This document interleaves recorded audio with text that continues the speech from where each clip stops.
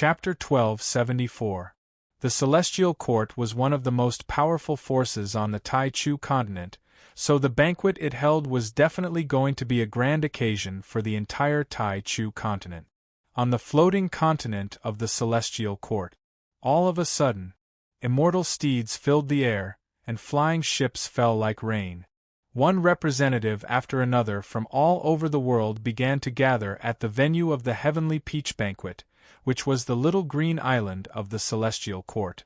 Even though the little green island had the word little in its name, it wasn't small at all. It was over 1,000,000 square kilometers in size, and the vital energy on the island was extremely rich. There were countless rare mutant beasts on the island, and it was the most renowned immortal holy land in the Celestial Court. A round white flying ship slowly landed on the island, and Enlin and the others emerged from the cabin door. Phew! Such fresh air. I feel like my entire body has been cleansed. Enlin spread open his arms as he breathed in and out with elation. In front of them was an immortal realm. Lush grass and flowers grew all over the ground, spirit trees provided shade, immortal mountains rose and fell, and immortal cranes danced in the air. It was an extremely harmonious and natural scene, and it was extremely refreshing to look at. This is the little green island, right? There's an extremely powerful enchantment barrier enshrouding the entire area, Su Xiaolan said with a smile. Enlin nodded. This spell formation is very powerful. At the very least, it would still be very troublesome to break through this spell formation even after using his divine inspection technique. However, there was no need for him to do so. He handed a golden invitation letter to the divine general guarding this holy land, and the 24-9 immortal sect members entered the little green island. Oh? So this is the holy land of the Celestial Court? It looks pretty good. It's comparable to the holy land of our dragon tribe in the ancient Tai Chu dragon realm. Xiao Tu looked around with an intrigued expression. Beautiful, grand, and classy. Xiao Zhe gave him a thumbs up. Yiling wore a blue dress, and she held tightly onto Enlin's large hand with a hint of fear and curiosity in her eyes. Master, the scenery here is so beautiful, and it's very comfortable.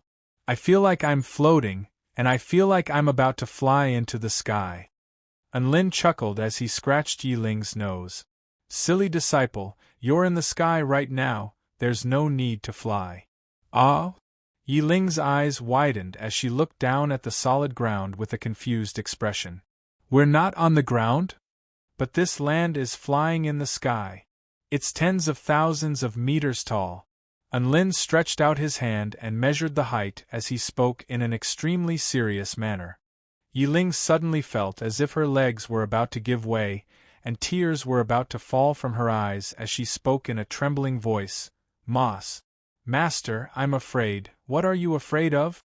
Enlin asked. I'm afraid of heights. Yiling pouted as she looked up at Enlin with a pitiable expression. Enlin thought about it for a moment before picking Yiling up with one arm. How about this? Master is holding me, so I'm not afraid. A carefree smile appeared on Yiling's face. Enlin pinched Yiling's soft cheek. You're always so troublesome. Yiling smiled and didn't say anything as she buried her head in Enlin's shoulder with a wistful expression. Xiao Zhe and Xiao Tu both sighed with emotion as they looked at the interaction between Enlin and Yiling. Xiao Tu heaved a faint sigh. This is the right way to interact with a master and disciple. Xiao Zhe nodded in agreement. It's natural and harmonious. I'm envious. I'm suspecting that I'm a fake disciple, Xiao Tu continued. Xiao Zhe was astonished. You want Enlin to carry you? My God! Enlin was carrying a grown man, and they were talking and laughing. Xiao Zhe didn't even dare to imagine this. Don't spout nonsense. That's not what I meant. A blush appeared on Xiao Tu's face. The 4-9 Immortal Sect group traveled along the bluestone path on the little green island. A flight restriction spell formation had already been set up on the little green island in order to prevent chaos, so all visitors had to travel on the ground. Enlin rode on Dubai with Yiling in his arms, enjoying the scenery along the way. "Hi, Unlin, why didn't you say hello?" A celestial maiden in a lavish feather dress descended from the sky. She had gentle and beautiful features, and her eyes were clear and limpid. This was none other than the seventh daughter of the celestial Dharch, celestial maiden Tianyu. "Lin Junjun, how can you fly?" Unlin was a little disgruntled at the sight of celestial maiden Tianyu descending from the sky. The flight restriction spell formation didn't work on this woman? A faint smile appeared on Lin Junjun's face. "I'm awesome." After saying that, she even slightly raised her chin, as arrogant as a swan. And Lin thought to himself, she's just a privileged dog, what's there to be proud of? "As an honorary elder of the 4-9 Immortal sect, I'll take you to have some fun here." "There's no need to thank me," Lin Junjun said in a friendly manner. Everyone naturally didn't stand on ceremony with her. Big sister, where can I find delicious food?" Yi Ling asked with excitement. "The myriad fruit orchard produces all types of precious fruits, and you can eat any of them you want. They've been nurtured by the spiritual energy of heaven and earth, and are extremely delicious. I'll take you to pick some." Lin Junjun smiled. "Long live celestial maiden Tianyu." Yi Ling raised her hands into the air and cheered. "Ms. Tianyu, may I ask where the place with the most abundant spiritual energy is? I want to experience it for myself," Xianyuan Cheng asked with a warm expression. "The place with the most abundant spiritual energy is the Heavenly Pond. That place is a restricted area, but I can take you there," Lin Junjun said with a smile. Xianyuan Cheng extended a graceful salute to express his gratitude. "Thank you, Ms. Tianyu. Celestial maiden Tianyu, I need a place where the sun shines the brightest," Xiao Hong said with excitement. All right. I'll take you there later." Lin Junjun nodded. Here, it could be said that she would grant all requests, fully displaying the bearing of a host. There are a total of 2,000 representatives from over 100 different powers who have been invited to the Heavenly Peach Banquet of the Celestial Court. The 4 great sects, 9 Imperials, and 7 first-rate Immortal sects, including the 4-9 Immortal sect, make up a total of 20 powers. Within the myriad fruit orchard, Lin Junjun shared fruits with everyone as she made introductions. Aside from that, the creation realm where the Hall of Creation is located, the Western Buddhist Kingdom where the Western Paradise is located, the Holy Paradise where the Garden of Eden is located, the Spirit Lake Realm, the North Tsang Mountain Realm, the Moving Thousand Star Islands, the Sea Heart Palace, the Dragon Court of the Eastern Seas. For safety reasons, the Celestial Court has restricted the number of Dao Integration Stage Super Mighty Figures, but there are a total of 12 Dao Integration Stage Super Mighty Figures participating in the Celestial Court Heavenly Peach Banquet. As for Return to Void Stage and Soul Formation Stage Super Mighty Figures, there are countless of them. Lin Junjun's introduction made everyone's hearts tremble. As expected of a renowned banquet across the entire continent. Just the number of participants was already extremely impressive. Who knew what the following events were going to be like?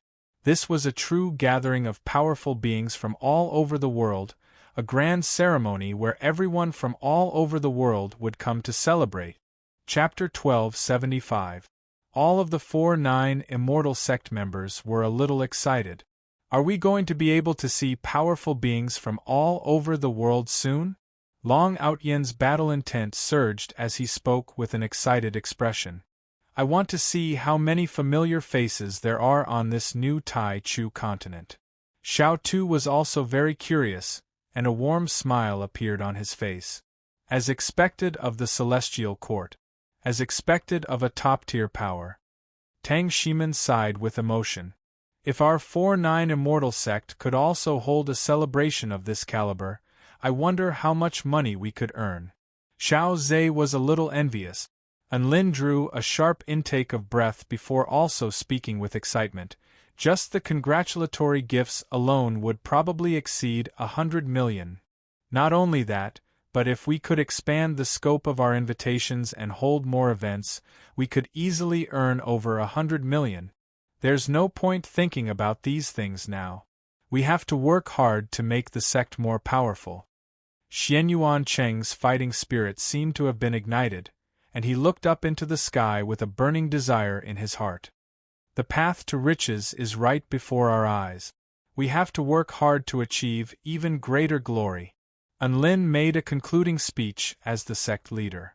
Go! Su Qianyun raised her little fist into the air as she spoke in her mellow voice. Go! Go! All of the other sect members cheered for themselves. Lin Junjun, wasn't the topic of discussion a little off? Why was the situation developing in a different direction from what she had envisioned? What happened to praising and envying the celestial court? Why did the topic suddenly change to how to make money from a celebration? Where's your ambition? Where's your integrity? Lin Junjun roared in her heart, but she still wore a graceful smile on her face. The Heavenly Peach Banquet hadn't officially commenced yet. Everyone had fun on the little green island. After eating fruits in the myriad fruit orchard, they went to the Heavenly Pond to play in the water, sunbathe on the Golden Sun Mountain, and eat ice cream at the Mystic Ice Pagoda. Under Lin Junjun's guidance, they walked and played along the way. Before they knew it, they had visited all of the interesting attractions on the little green island. The Heavenly Palace is up ahead, which is the main venue for the Heavenly Peach Banquet. 2,000 representatives will be here to experience the most unforgettable celebration of their lives. Lin Junjun introduced. In front of everyone, an extremely magnificent palace appeared in their field of vision. It was completely constructed from the most exquisite immortal jade, and its main colors were white and gold, causing it to seem extremely sacred and dignified. It was a few hundred meters tall and occupied an extremely large area. Enlin felt that this palace could easily accommodate tens of thousands of people, let alone a few thousand. Hi, Enlin, we meet again. Suddenly, a rumbling sound came from behind him. Enlin turned around and saw a few stone golems walking over with smiles on their faces. Senior Yu Do. At the same time, he turned to Hong Do with a hint of a smile on his face. Hong Do, you're also participating in the Heavenly Peach Banquet? Hong Do blushed upon hearing this, and a scorching flame ignited in his chest. Don't look down on me. Why can't I participate? I'm a top-tier prodigy among the younger generation of the creation realm. Yes, you're a prodigy, Enlin replied in a perfunctory manner. The noodle monster wrapped a noodle around Hong Do's neck and chortled with glee. I've watched Hong Do grow up. Even though he's not progressing very quickly, his foundation is extremely solid, and he's taking it one step at a time. There's a good chance that he'll become a top-tier mighty figure in the future. Enlin looked at the monster whose body was covered by a red and white bowl. The soup within the bowl was rippling, and the noodles were waving like tentacles. You are? Enlin asked in surprise. Yudo laughed heartily. I forgot to mention, this is the Holy Lord Noodle, a return to void final stage mighty figure of the Hall of Creation and the most powerful being in the world of ramen. Enlin's mouth gaped open in shock as he stared at the noodle monster. It's an honor to meet you, Yi Ling was drooling off to the side. It smells so good. The Holy Lord Noodle's entire body was exuding an extremely fragrant aroma. That was most likely its body fragrance. Tang Shimin was in despair. He was even inferior to a noodle monster now. All of the other 4-9 immortal sect members were also staring at the noodle monster before them with astonishment and amazement. However, the world was vast, and anything could happen. Even a snail could become a mythological beast. So a return to void stage noodle monster seemed to make sense. The representative of the White Fox tribe, Bai Muyu, had also arrived. She tugged on Bai Yao's arm and chided her in a quiet voice. Look at you. Are you bullying Xiao Chou again? Look, he's gotten skinnier. Bai Yao's cheeks were flushed with embarrassment as she stammered in a quiet voice. Enlin fell into deep thought upon seeing this, and he tugged on Su Xiaolan's slender little hand. Look, Su Xiaolan, he's getting more and more comfortable, and he's getting more and more exhausted. Xiao Chou is so blessed. When have I ever been as blessed as he is? Su Xiaolan faltered for an instant before instantly understanding. She pinched Lin's arm with an embarrassed expression. Look at you. Perverted. Shameless. Tina and Yi Ling blinked with confusion on their faces. They didn't know why Su Xiaolan was yelling at Lin. Had he said something wrong? Only Du Bai stood off to the side and chuckled with relish. Sect leader Lin. A crisp call sounded in the distance. Lin turned to discover a dozen lavishly dressed people making their way toward him. The one leading the group was a purple-robed woman with a vibrant smile on her face, and she waved at him. Princess Xiang Qingya.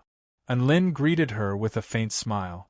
Xiang Qingya made her way over to him and extended a respectful curtsy before speaking in a gentle voice.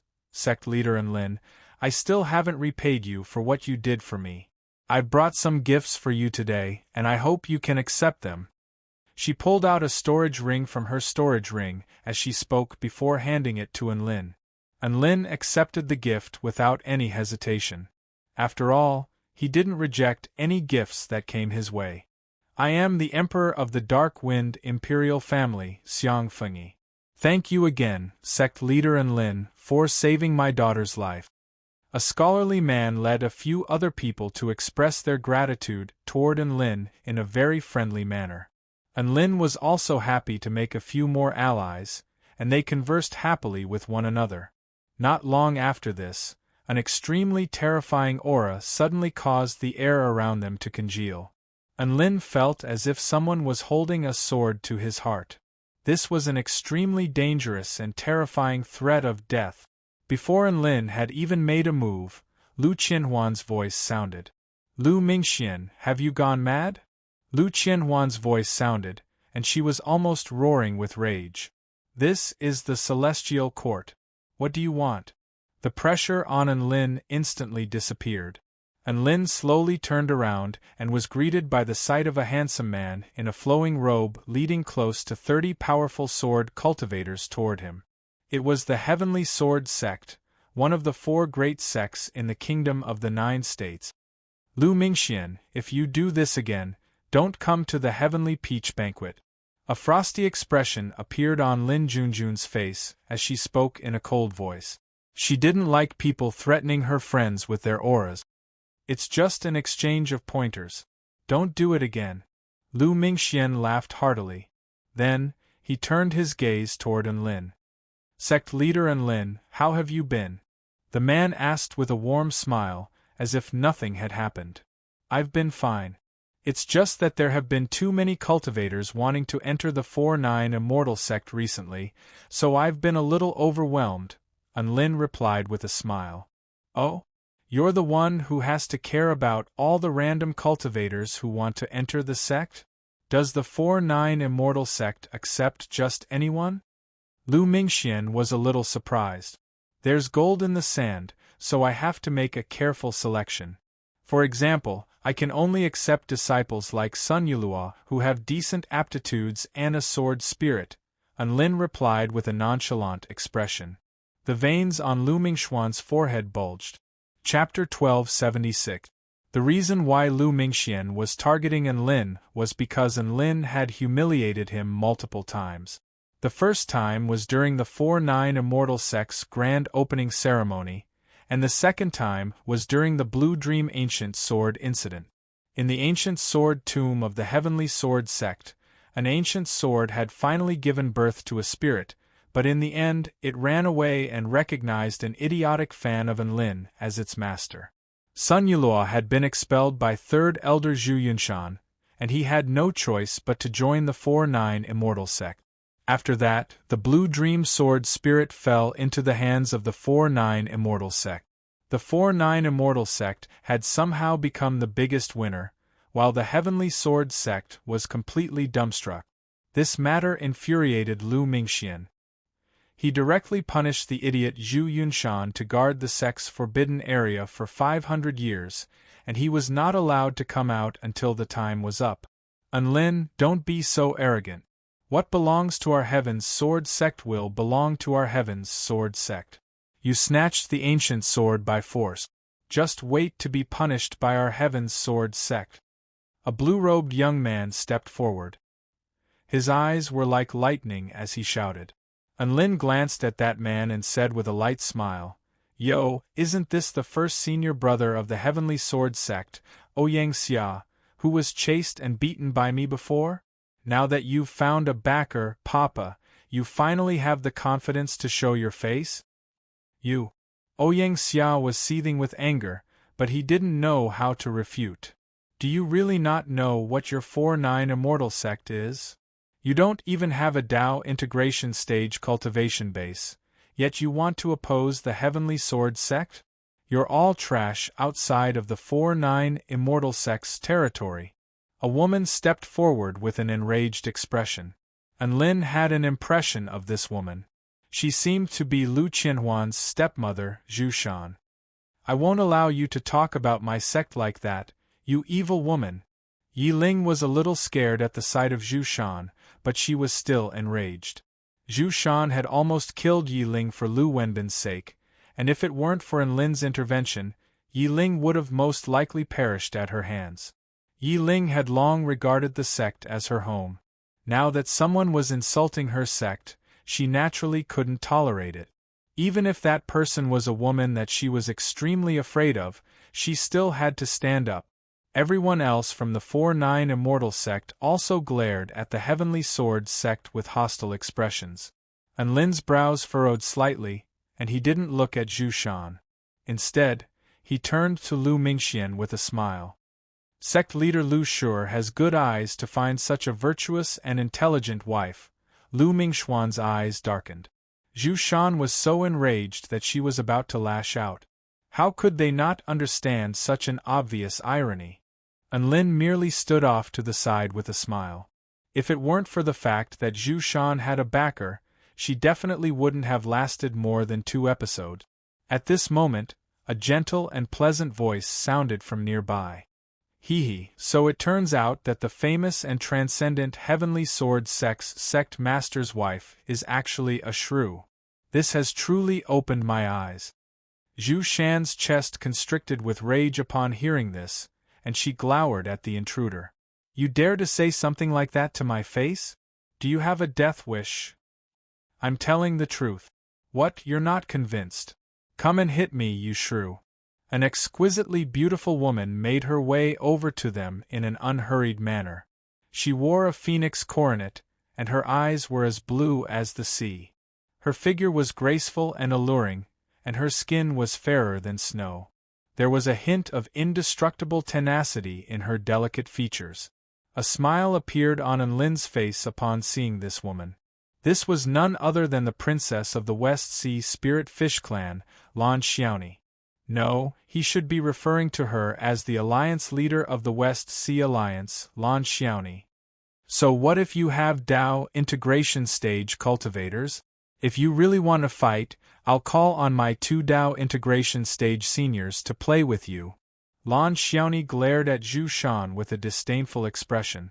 High Priest Gu Yu and Yu Feiyu stepped forward, and their auras began to emanate from their bodies. Zhu Shan's features paled slightly, and she took a step back, not daring to say anything. Each first-rate power on the continent could only send 1 Tao integration stage mighty figure. She wasn't an idiot, and she knew what it meant to have 2 Tao integration stage mighty figures standing behind Lan Xiaoni. She definitely couldn't afford to mess with such a powerful being. Lu Mingxian definitely wouldn't provoke such a colossus over something as insignificant as this. "This is a matter between us and the 4-9 immortal sect. Why are you interfering?" Lu Mingxian turned toward Lan Xiaoni and the others with a curious expression. The West Sea Alliance ruled over almost all of the powers in the West Sea, and its power was unprecedented in the entire West Sea. He didn't understand why they would stand up for the 4-9 immortal sect. "I can't stand that B***tch, it's as simple as that." What right does that B*TCH have to criticize the 4-9 immortal sect? Lan Xiaoni replied in a straightforward manner, not giving any face to Enlin. You? Zhu Shan's body trembled with rage upon hearing this, and she drew her sword as she roared, "I'm going to kill you." However, in the next instant, her power was restricted by some kind of power. Lu Mingxian slowly sheathed Zhu Shan's sword. "Why? Mingxian, she's insulting me." Zhu Shan gritted her teeth with an indignant expression, and tears of indignation were about to flow from her eyes. "You insulted the 4-9 immortal sect first. So be it, we'll talk about it after the heavenly peach banquet." Lu Mingxuan's voice was a little disinterested, and he clearly didn't want to fight anymore. Zhu Shan was extremely humiliated. She hadn't even been humiliated like this back at the 4-9 immortal sect. One had to realize that someone was calling her AB*TCH and AB*TCH right to her face. She had never been treated like this before, and she was almost driven insane by the feeling of having to swallow her anger. However, she had no choice as Lu Mingxian had already spoken. The Heavenly Sword sect members could only leave with their tails between their legs and enter the Heavenly Palace. Lan Xiaoni made her way over to them before extending a polite greeting. "Sect leader Enlin, friends from the 4-9 immortal sect, I am Lan Xiaoni, the leader of the West Sea Alliance." "Greetings, Alliance leader." Enlin pretended not to recognize her with a smile. A faint blush appeared on Lan Xiaoni's face, and she transmitted her voice to Enlin in a slightly awkward manner. "Don't be like that, big boss Enlin, just call me by my name. Underling Lan, you were very cool just then." Enlin transmitted his voice to her in praise. Hee. A smug smile appeared on Lan Xiaoni's face. She was very happy to be able to stand up for Big Boss. "Alliance leader Lan Xiaoni." "Greetings, Alliance leader." All of the 4-9 immortal sect members chimed in with relaxed expressions on their faces. They had already met Lan Xiaoni at the 4-9 immortal sect, so they knew that she was half a member of the 4-9 immortal sect. "There's no need to be so polite, just call me by my name." A faint smile appeared on Lan Xiaoni's face, and her domineering aura from before had completely disappeared. She was like a frail little girl. This was actually her true self. Her domineering aura were just a facade she put on for everyone to see. Yudo, Hongdo, and the others had yet to come to their senses as they stared blankly at the joyous scenes unfolding before their eyes. They had all been to the Fox tribe wedding, so they were even more dumbstruck. What's going on? Xiao Chou, Bai Yao, and Lan Xiaoni? Aren't they the ones who stole the wedding? Why are they so close now? Yudo was dumbstruck. Hongdo looked at Enlin and Lan Xiaoni, and his body shuddered. Could it be? Chapter 1277. What is it? Yudo asked curiously. Hongdo came to his senses and shook his head vehemently. No, I won't. It knew that its conjecture involved a lot of things, so it couldn't easily say it out. Otherwise, there would be a calamity of annihilation. Hongdo turned to Enlin and Lan Xiaoni before heaving a sigh of relief and nodding with a smile on his face, as if he were the only sober person in the world. Don't worry, fellow Taoist Enlin. I'll keep your secret. After chatting for a while, everyone entered the Sky Dome Hall. The main venue of the Celestial Court for the Saturn Peach Feast was the Sky Hall. Pushing open the door, a burst of fruity fragrance wafted over. In just a single breath, Enlin felt as if all the meridians in his body had melted. He felt as if he was about to ascend to the heavens. Ah, this fragrance, it's the fragrance of the peaches of immortality? Is this the legendary immortality peaches fragrance that can extend one's lifespan by 10 years with just a single breath? Oh my God, it smells so good! All of the 4-9 immortal sect members let loose cries of surprise as they were intoxicated by this peculiar fragrance. Lin Junjun smiled. That's right, this is the fragrance of spirit peaches that ripen once every 100 years. You guys also have the right to taste the spiritual peaches that ripen once in 100 years. Each of you can taste 3 for free. Gulp, all of the 4-9 immortal sect members swallowed involuntarily upon hearing this. When they smelled the fragrance, they couldn't help but drool. It must be incomparably delicious, right? They had made the right decision to come to the Saturn Peach Feast. Inside the main hall, immortal chi lingered, multicolored light bursts of auspicious chi, and there were all kinds of immortal spirit beasts circling in the sky, looking beautiful and dreamy. Exquisite white tables and chairs were arranged according to a certain pattern. Every force had a fixed position, and it had already been arranged. On the table were plates of fruits and vegetables, and on top of them were all kinds of delicious fruit. What was most tempting was that there were 3 translucent, pink, and tender fruits on each plate. There were bursts of spiritual light around them, making them look extraordinary. Without a doubt, this was the legendary peach of immortality. Lin and the others eagerly made their way to the 4-9 immortal sect's designated seating area. Dabai stuck out his tongue and was about to pounce on the peaches on the table like a hungry dog. However, it didn't even get a chance to jump before it was pressed down by Lin Junjun. The celestial Dharch hasn't said anything yet. Calm down, Lin Junjun said with a serious expression. I can't control myself, woof. Dabai said with a pained expression. At this moment, a thick white bone suddenly pierced into Dabai's mouth. Woo! Woo!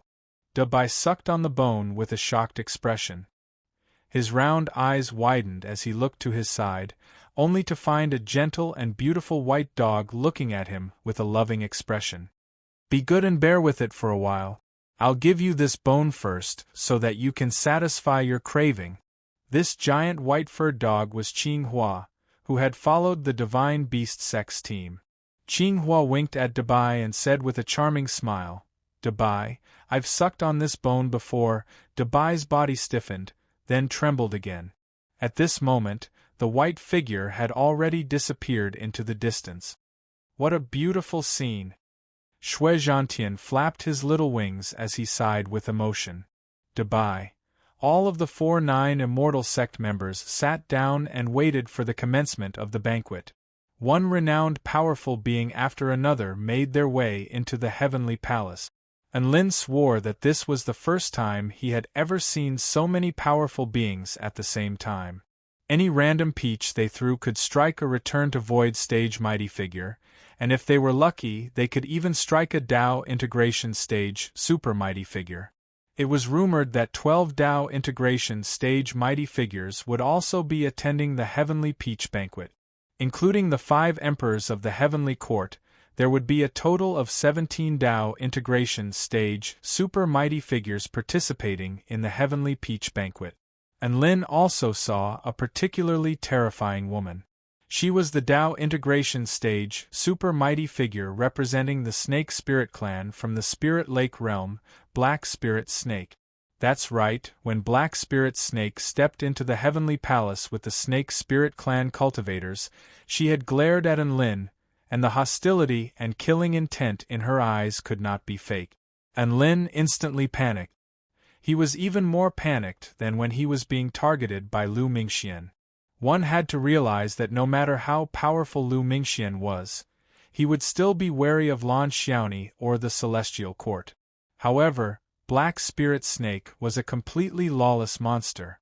She had Nuwa as her backer, so who could stop her if she wanted to do something? Cold sweat began to pour down Lin's forehead at the thought of his history with Black Spirit Snake. Why did the Celestial Dharch invite her? Why didn't he invite the adorable White Spirit Snake instead? He looked around at the Snake Spirit Clan cultivators to find no trace of White Spirit Snake. Alright, his biggest trump card was gone, and he was in even more danger now. All of the Dao integration stage mighty figures gradually arrived. Black Spirit Snake of the Snake Spirit Clan, Yu Feiyu of the Spirit Fish Clan, Gu Yu of the Heavenly Turtle Tribe, Lu Mingxian of the Heavenly Sword Sect, Zhu Shuza of the Vermilion Bird Sect, Xianyuan Luan of the 10,000 Spirits Immortal Sect, Kuei of the Mythological Beast Sect, Mahasthamaprapta Bodhisattva of the Buddhist Kingdom, Wind Walker of the Hall of Creation, Emperor Bo-Luan of the Stone Tribe, Holy Angel Michael of the Garden of Eden, and Patriarch Shen-Ting of the Spring Divine. Tree Realm. The 12 Tao integration stage super mighty figures were undoubtedly the most dazzling beings present. The one who received the most attention after the 12 Tao integration stage super mighty figures was not a return to void stage mighty figure. Instead, it was a soul formation stage cultivator. That's right, he was none other than our little war god, Unlin. Unlin had been in too much headlines recently, and all of the representatives who had never seen him in person turned toward Unlin to appraise this legendary prodigy with curiosity in their eyes. To be honest, Unlin was quite nervous being stared at by so many mighty figures.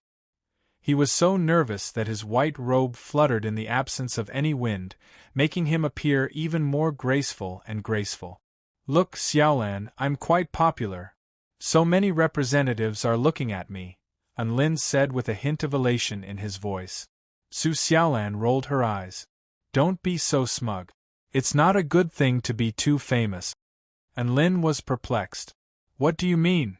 Su Xiaolan analyzed with a serious expression. Everyone knows that you're bad *SS, and they know what you look like. No matter how bad *SS you do in the future, they'll think it's only natural.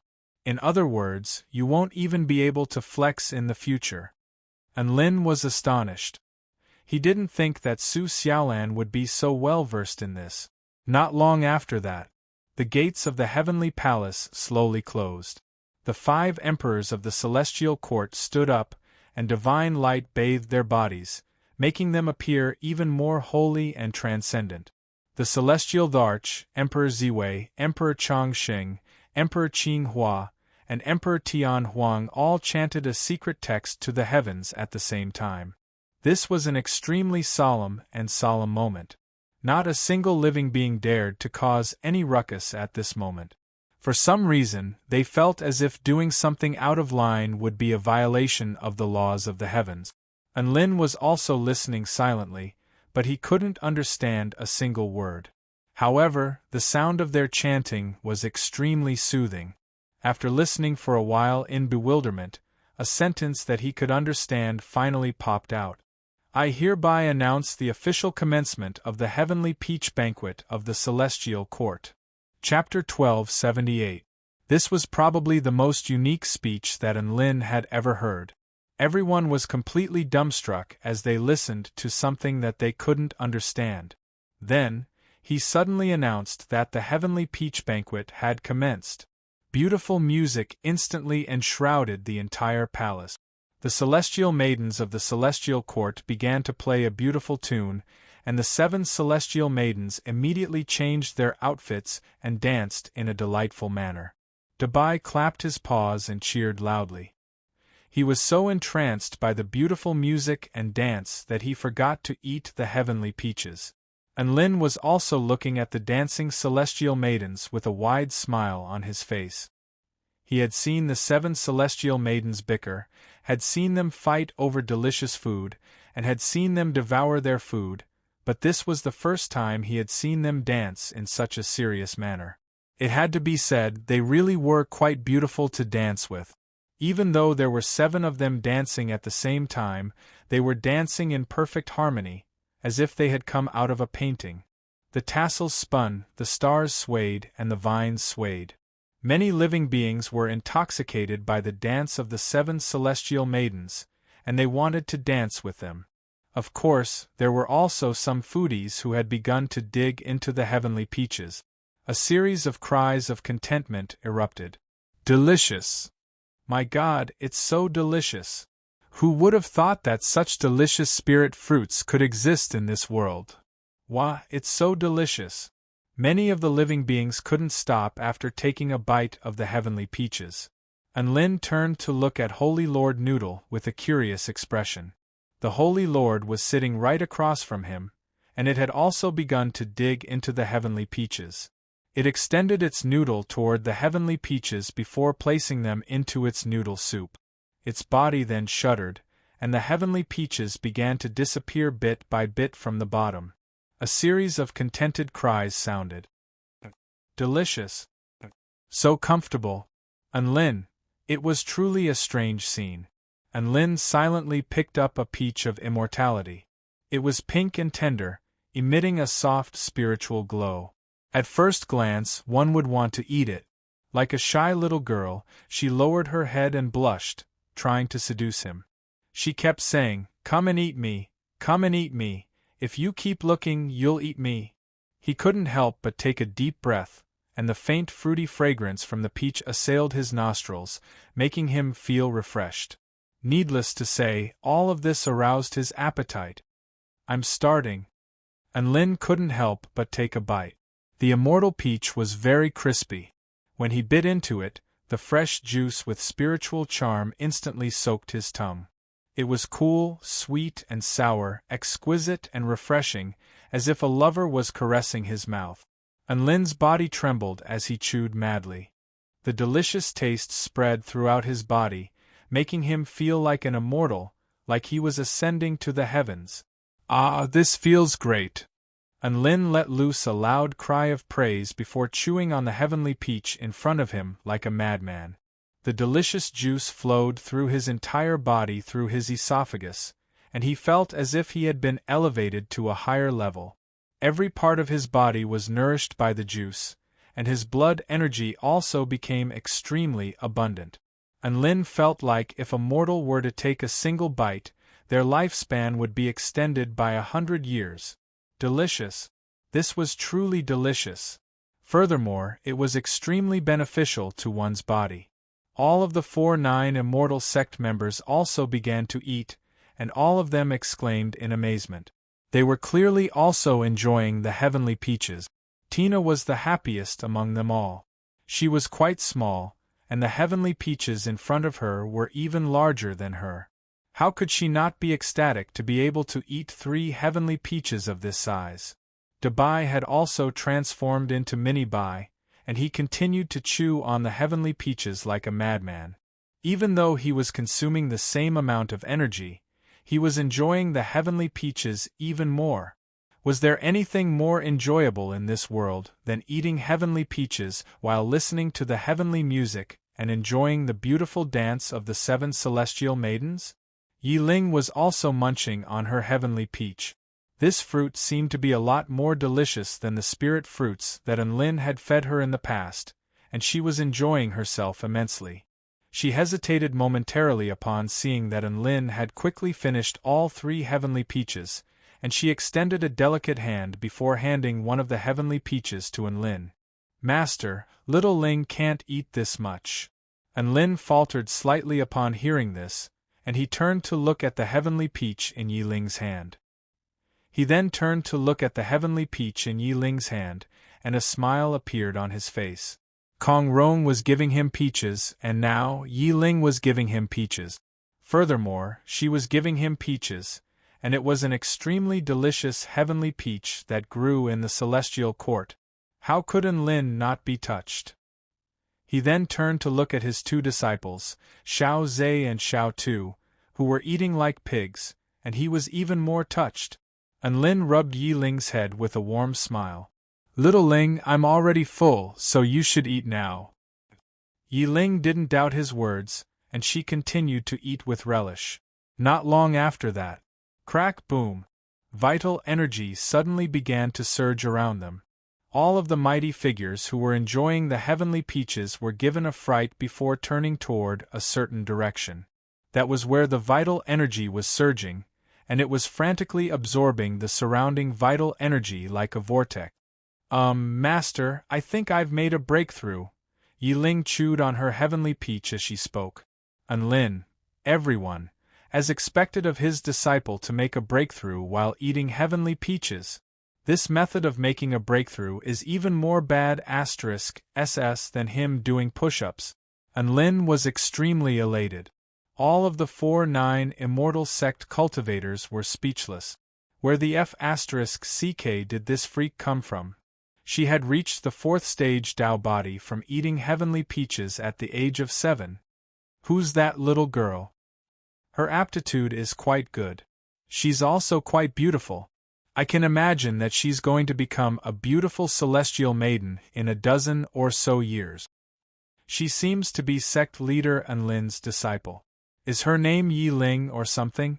All of the mighty figures discussed spiritedly among themselves.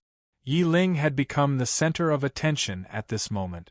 No matter how arrogant she was, she couldn't help but blush from being scrutinized by so many people, and her face was even more flushed than the heavenly peaches as she silently hung her head. Yi Ling had set a new record for being the youngest person to be scrutinized by so many mighty figures at once.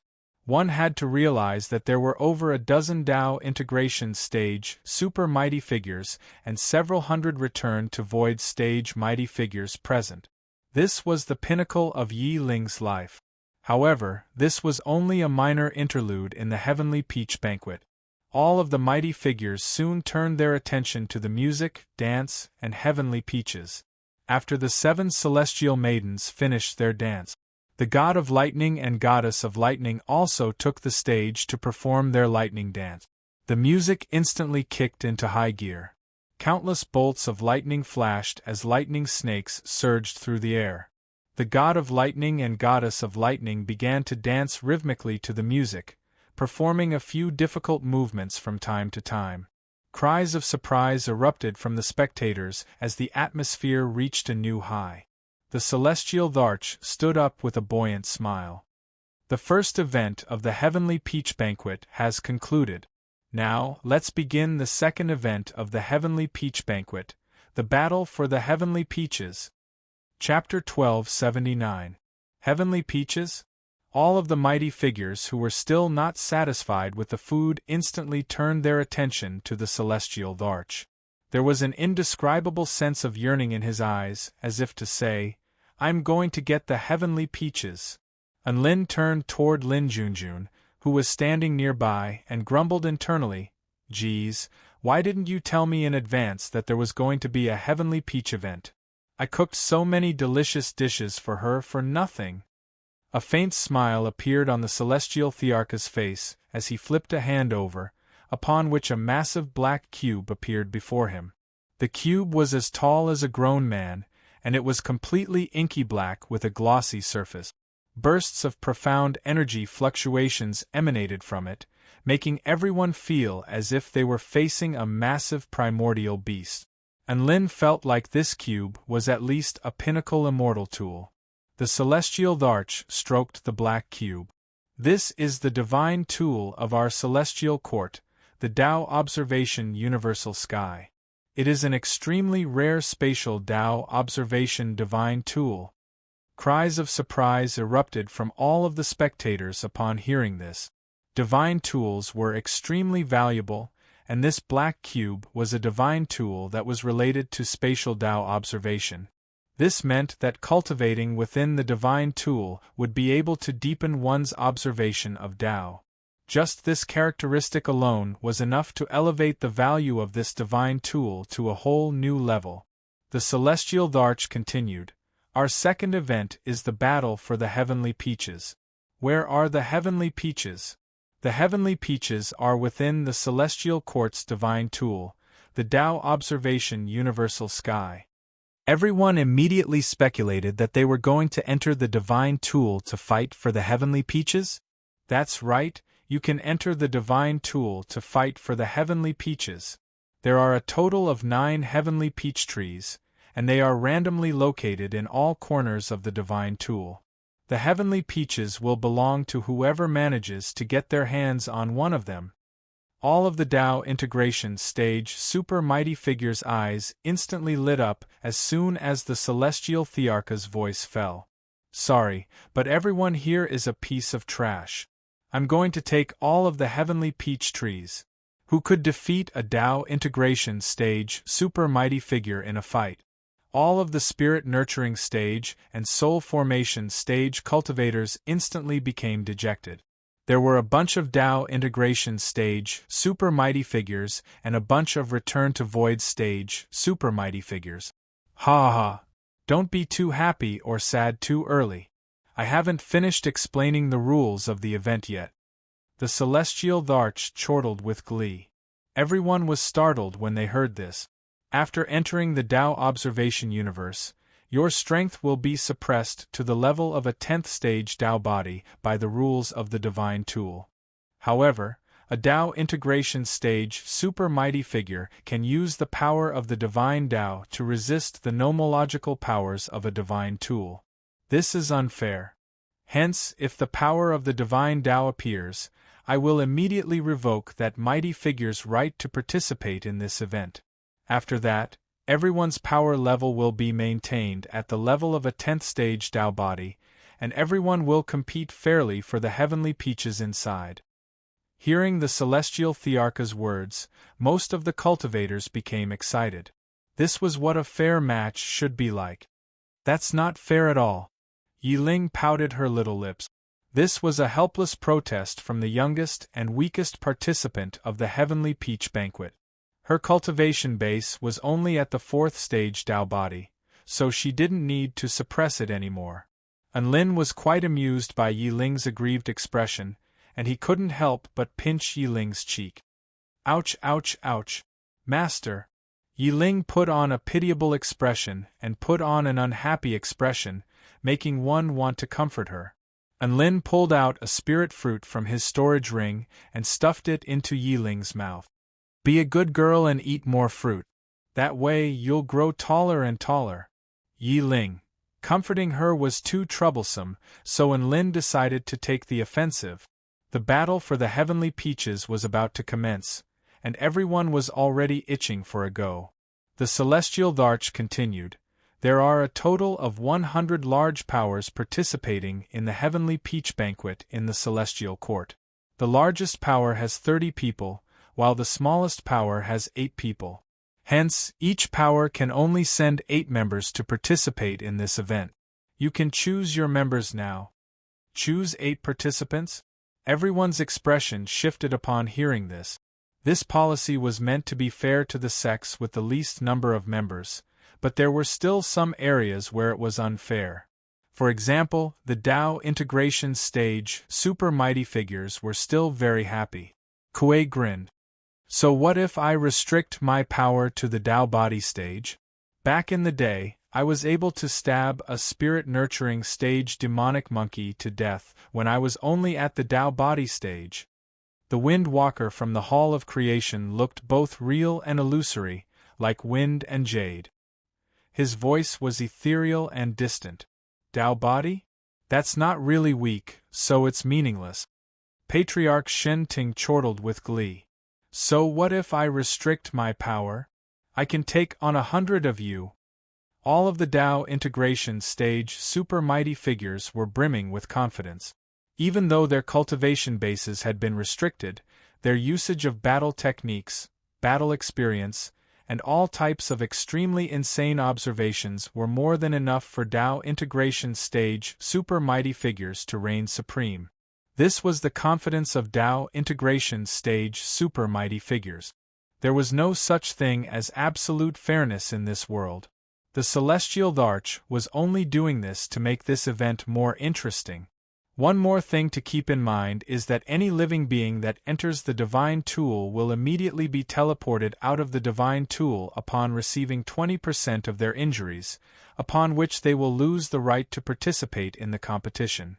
Alright, all of you, please select your competitors and gather around the Divine Tool. The Celestial Tharch laid a hand onto the black cube, and a powerful spatial power began to proliferate forth. Anlin turned to the members around him. Who wants to go? There are only 8 spots left, so hurry up. Xiao Hong shook her head with a resigned expression. I'm not going. Master, please bring me a few more heavenly peaches. There are many heavenly peaches on a single heavenly peach tree. Little Gu recoiled slightly. If I only had the power of the Tao body stage left, I probably wouldn't even be able to become a butterfly. A bug would only get stomped on. Little Na raised her hands high into the air. I'll go. I'll go. Dabai was also very excited. I'll go too, woof. I'm at a critical juncture in my Tao of defense, so I don't want to become weaker, Xiao Zhe said with a disappointed expression. I'm at a critical juncture in my breakthrough, so I don't want to get hammered. Xiao Tu also didn't want to go. Su Xiaolan smiled. I'll go. Lu Qianhuan, Su Qianyun, and Xianyuan Cheng also decided to go. There's only one spot left. Hurry up. And Lin said to the 4-9 Immortal Sect members. I want to go. Yi Ling replied with a dainty smile. And Lin shoved a spirit fruit into Yi Ling's mouth. Eat your fruit. Don't meddle in the affairs of the adults. Xiao Chou thought for a moment before raising his hand. I'll go. All right, there are 8 of us now. Let's go and fight for the heavenly peaches. An Lin announced with a heroic expression. An Lin, Su Xiaolan, Dabai, Little Na, Xiao Chou, Lu Qianhuan, Xianyuan Cheng, and Su Qianyun made their way over to the black cube. All of the mighty figures also gathered in front of the black cube. All of them were either extremely dazzling prodigies or renowned mighty figures on the Tai Chu continent. None of them were weaklings. The 100 Sect War had officially commenced. Chapter 1280. The Celestial Arch delivered another slap to the black cube. Tao Observation Heaven and Earth activate. Boom. An extremely powerful spatial ripple swept forth. An Lin was struck by a rush of dizziness. In the next instant, he found himself in an extremely unfamiliar environment. An extremely beautiful mountain appeared before his eyes. There were flowers, birds, insects, and fish, as well as green mountains and white cloud. As expected, the team has been split up again. An Lin heaved a faint sigh. Almost all spatial teleportations would separate everyone to different places. Should I find the heavenly peach tree first or gather everyone else first? An Lin fell into deep thought. Forget it, just wait and see. An Lin decided to go with the random search method. Theoretically speaking, there was strength in numbers. However, if someone else found the heavenly peach tree first and he gathered everyone else, all of the heavenly peaches would be taken by them, so what the F***ck would be the point? He moved around to find that his power had been severely restricted. 10th stage Dao body.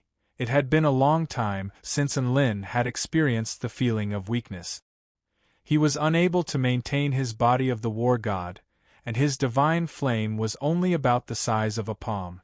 It was extremely scorching hot, and even the air around it was warping, but it was too little to maintain his fire god mode.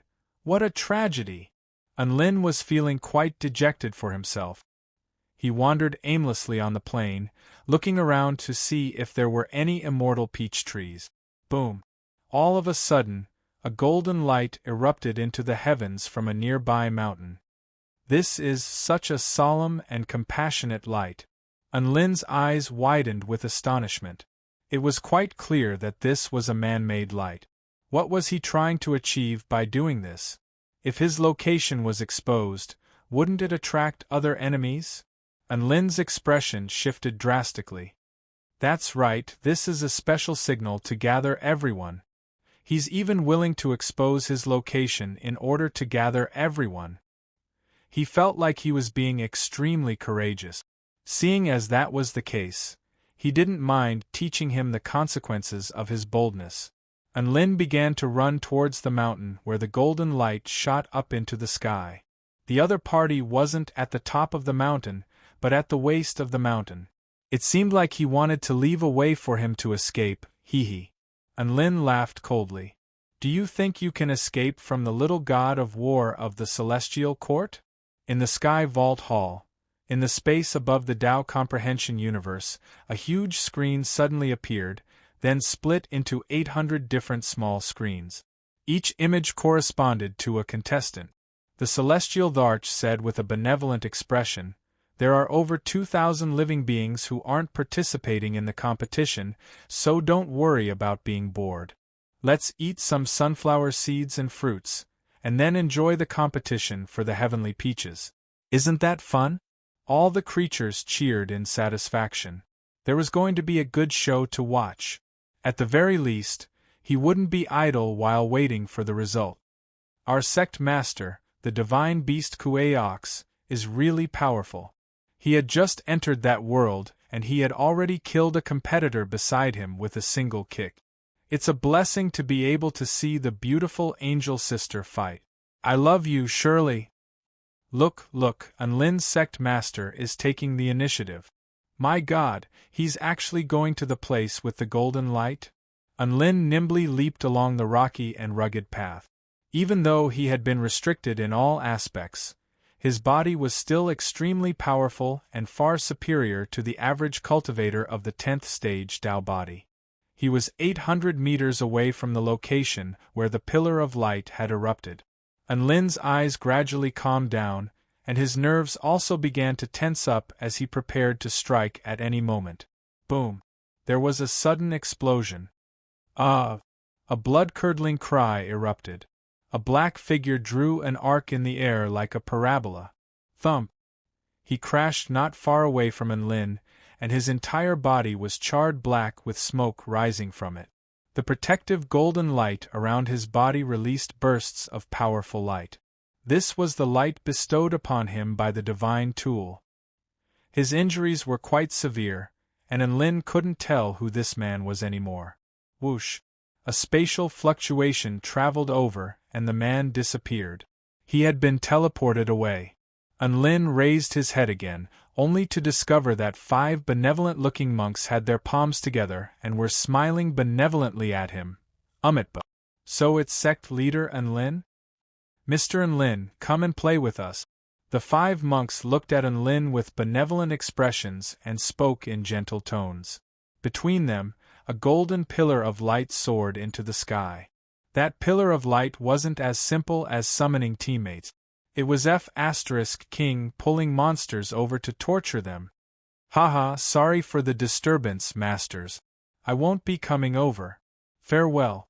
Unlin laughed heartily, turned around, and broke into a run. Benefactor, don't go. Bah! Eat my staff. The 5 monks roared and broke into a run, killing intent surging from their bodies. Holy CK, you bald donkeys are too shameless. How dare you chase after me? Are you trying to gang up on me? Unlin yelled angrily as he fled. He wasn't arrogant enough to think that he could take on all 5 of them at once. After all, those monks had also fallen from the Return to Void stage, so they still had their foundation and combat instincts, so they weren't much inferior to him. The heavenly peaches weren't there anyway, so there was no need to fight them on sight. But why are you still chasing after me? Can't you just attract the other idiots over? Unlin was about to have a mental breakdown. They had already chased him for over a kilometer. Our Buddhist kingdom of the West cultivates the Buddhist heart. Once we set our mind on something, we must complete it, one of the monks said with a solemn expression. This is the persistence of silent meditation, this is the persistence of a sadhu, another monk continued. This is the spirit of seeking scriptures from the Western paradise, a younger monk exclaimed with a scorching light in his eyes. The oldest monk had his eyes tightly shut, and his palms were pressed together, but his legs seemed to be flying through the air. Amitba, benefactor Unlin, just submit. Unlin felt like a herd of mythological beasts were stamping over his heart. Submit my A*S. These people are all King retarded. Why did she have to hold on to him and not let him go? She could even talk a lot of spiritual beliefs. Why was she so arrogant? Unlin ran all the way away from the mountain, but the monks were still hot on his heels in another place. CKU, Hongdo. I haven't even called on you yet. What are you doing? Are you trying to get yourself killed? Look at the situation now. Both of us are going to be screwed. A spinning top roared at a rock beside it. Hongdo recoiled in fear. It's not like we can't beat them. Then go King fight them. The spinning top roared with rage. Behind them, a 2-headed dragon over 100 feet in size roared as it pounced toward them, unleashing scorching waves of flames from its mouth. Hongdo, a black figure suddenly appeared nearby. Hongdo focused his gaze to discover that it was a familiar face, and he instantly became excited as he waved his hands through the air. Mr. Unlin, what a coincidence! Come and save me! Unlin, F***CKU. Chapter 1281. Upon seeing Hong Do and the twin-headed flying dragon behind him, Unlin immediately turned around and ran in another direction. Hong Do immediately panicked upon seeing that Unlin was ignoring him. "Mr. Unlin, don't abandon me. I know where the heavenly peach tree is. This twin-headed dragon is the guardian of the heavenly peach tree." Boom! The spinning top immediately flared up with rage after sending Hong Do flying with a kick. F***CK your mother. How dare you tell someone else something like that? Hong Do spoke with an aggrieved expression.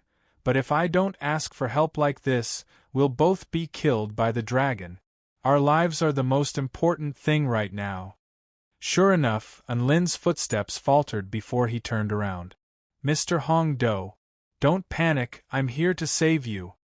A powerful aura erupted from his body as he ran over. "Look, Mr. Unlin is here. He's a powerful ally, so there's hope for us." Hong Do grinned from ear to ear.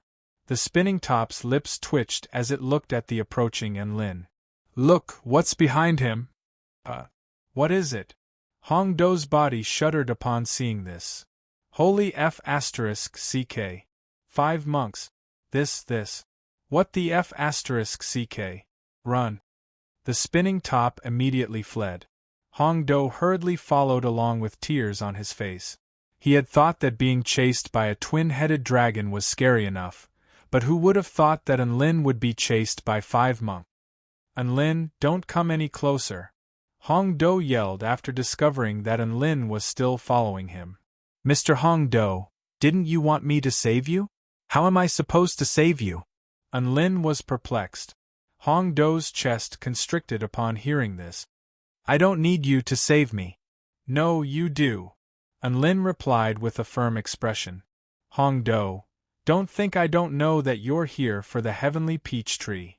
Are you regretting your decision, Hong Do? Because of you, we originally had a 20% chance of escaping, but now we don't even have a 10% chance." The spinning top complained with extreme dissatisfaction. Hong Do was also extremely remorseful. How did things end up like this? "There's one last way. Let's split up. That way at least one of us can survive," the spinning top said. "Split up? That's a good idea." Hong Do's eyes lit up with excitement. "I'll run this way. You run that way." After saying that, the spinning top ran in the other direction. Just like that, the two of them split up and fled. At the same time, the spinning top snickered inwardly. As long as they split up, the two-headed dragon would undoubtedly choose to chase after Hong Do. This was because Hong Do was the first person to attack the two-headed flying dragon. Who else would they chase if not it? "It's better for me to die than for a fellow duelist. Hong Do, I'll continue to work hard with you, ha ha ha." The spinning top was very happy. Then it realized that there was a two-headed flying dragon chasing after it. "Spinning top, why? Why are you chasing me?" The spinning top roared with grief and indignation. The two-headed flying dragon didn't say anything. However, its two eyes shone with scorching excitement. It was like a dog staring at a frisbee or a cat staring at an infrared dot. The spinning top was especially tempting to it. It really wanted it. The spinning top seemed to have understood something, and it was on the verge of a mental breakdown. This was truly fate messing with it. On the other side, Hong Do was extremely touched as he looked toward the spinning top. "Brother, I'll definitely work hard with you." The spinning top said that at least one of them could survive if they split up, and it was right. Hong Do finally escaped from the vicious dragon's pursuit.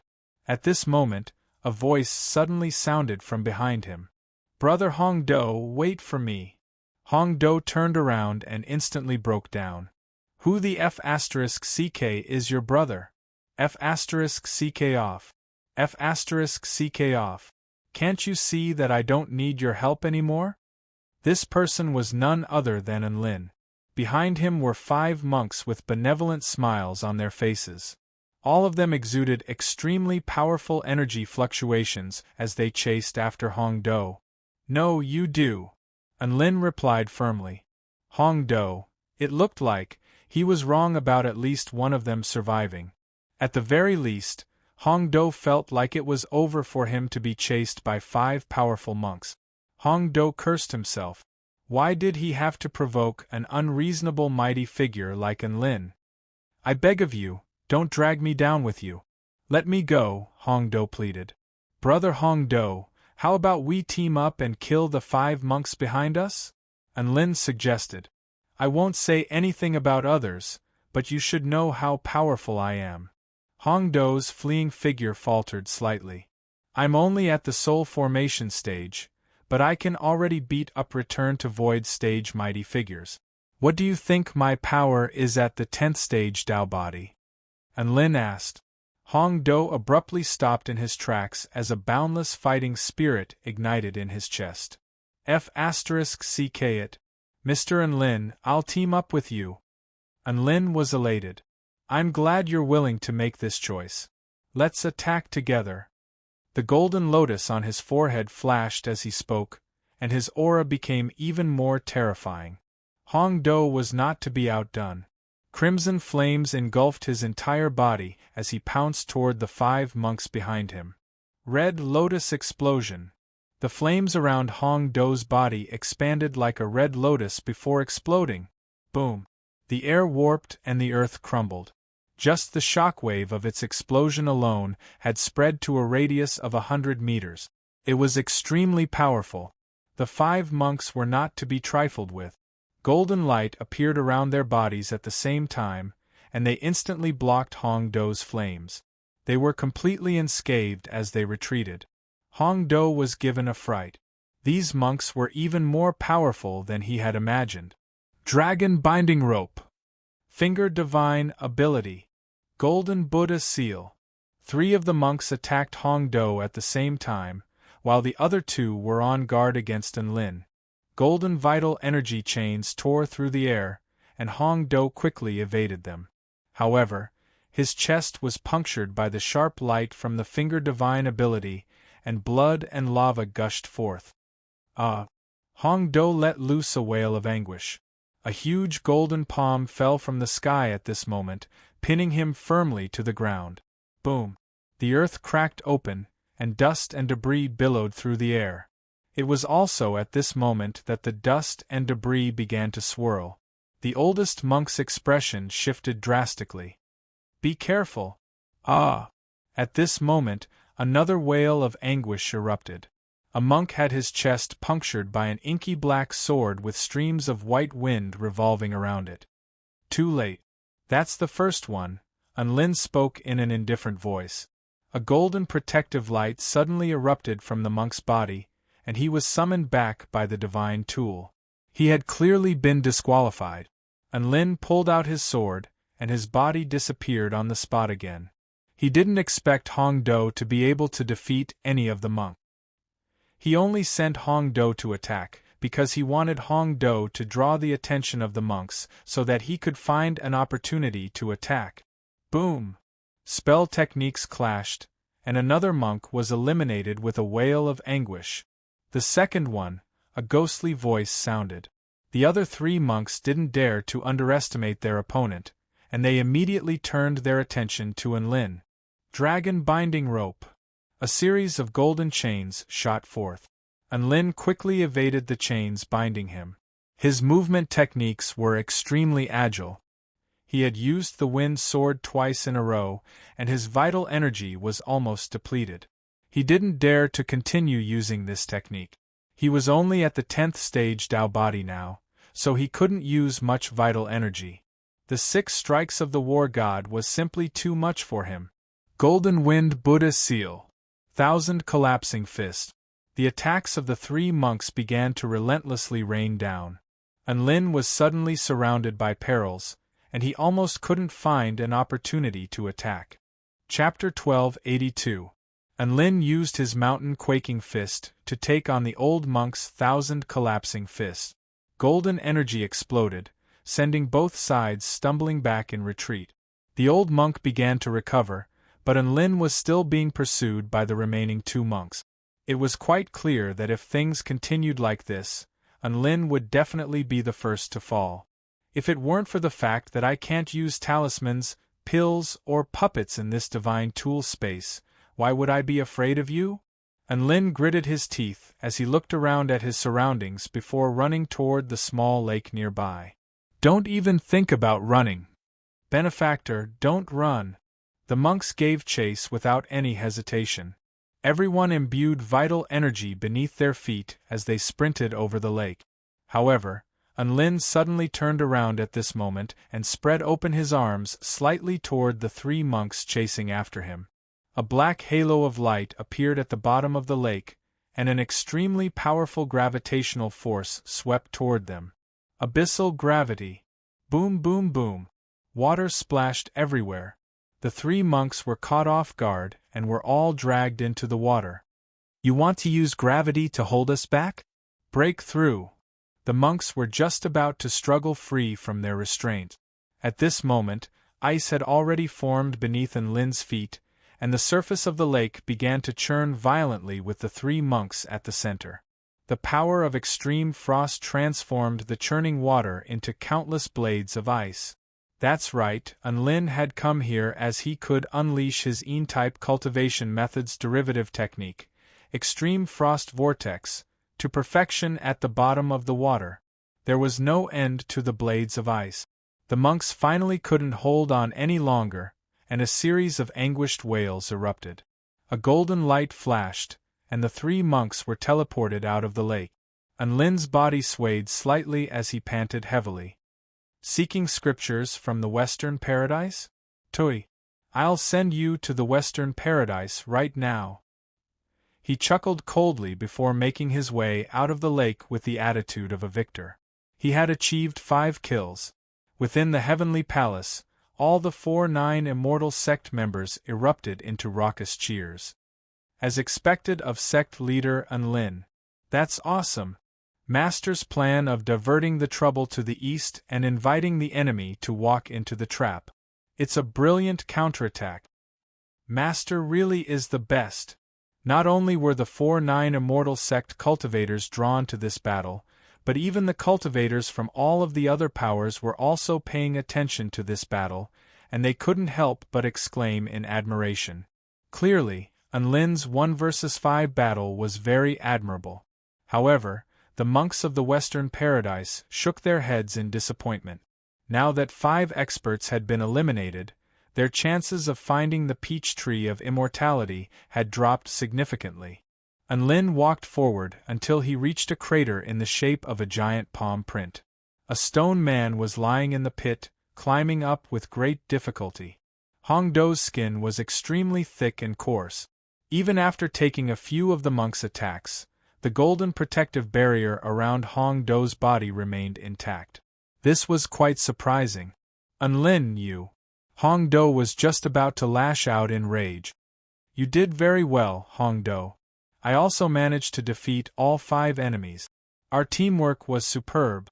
Unlin offered words of praise as he pulled Hongdo out of the crater with a warm smile on his face. Hongdo choked on his words. Superb teamwork?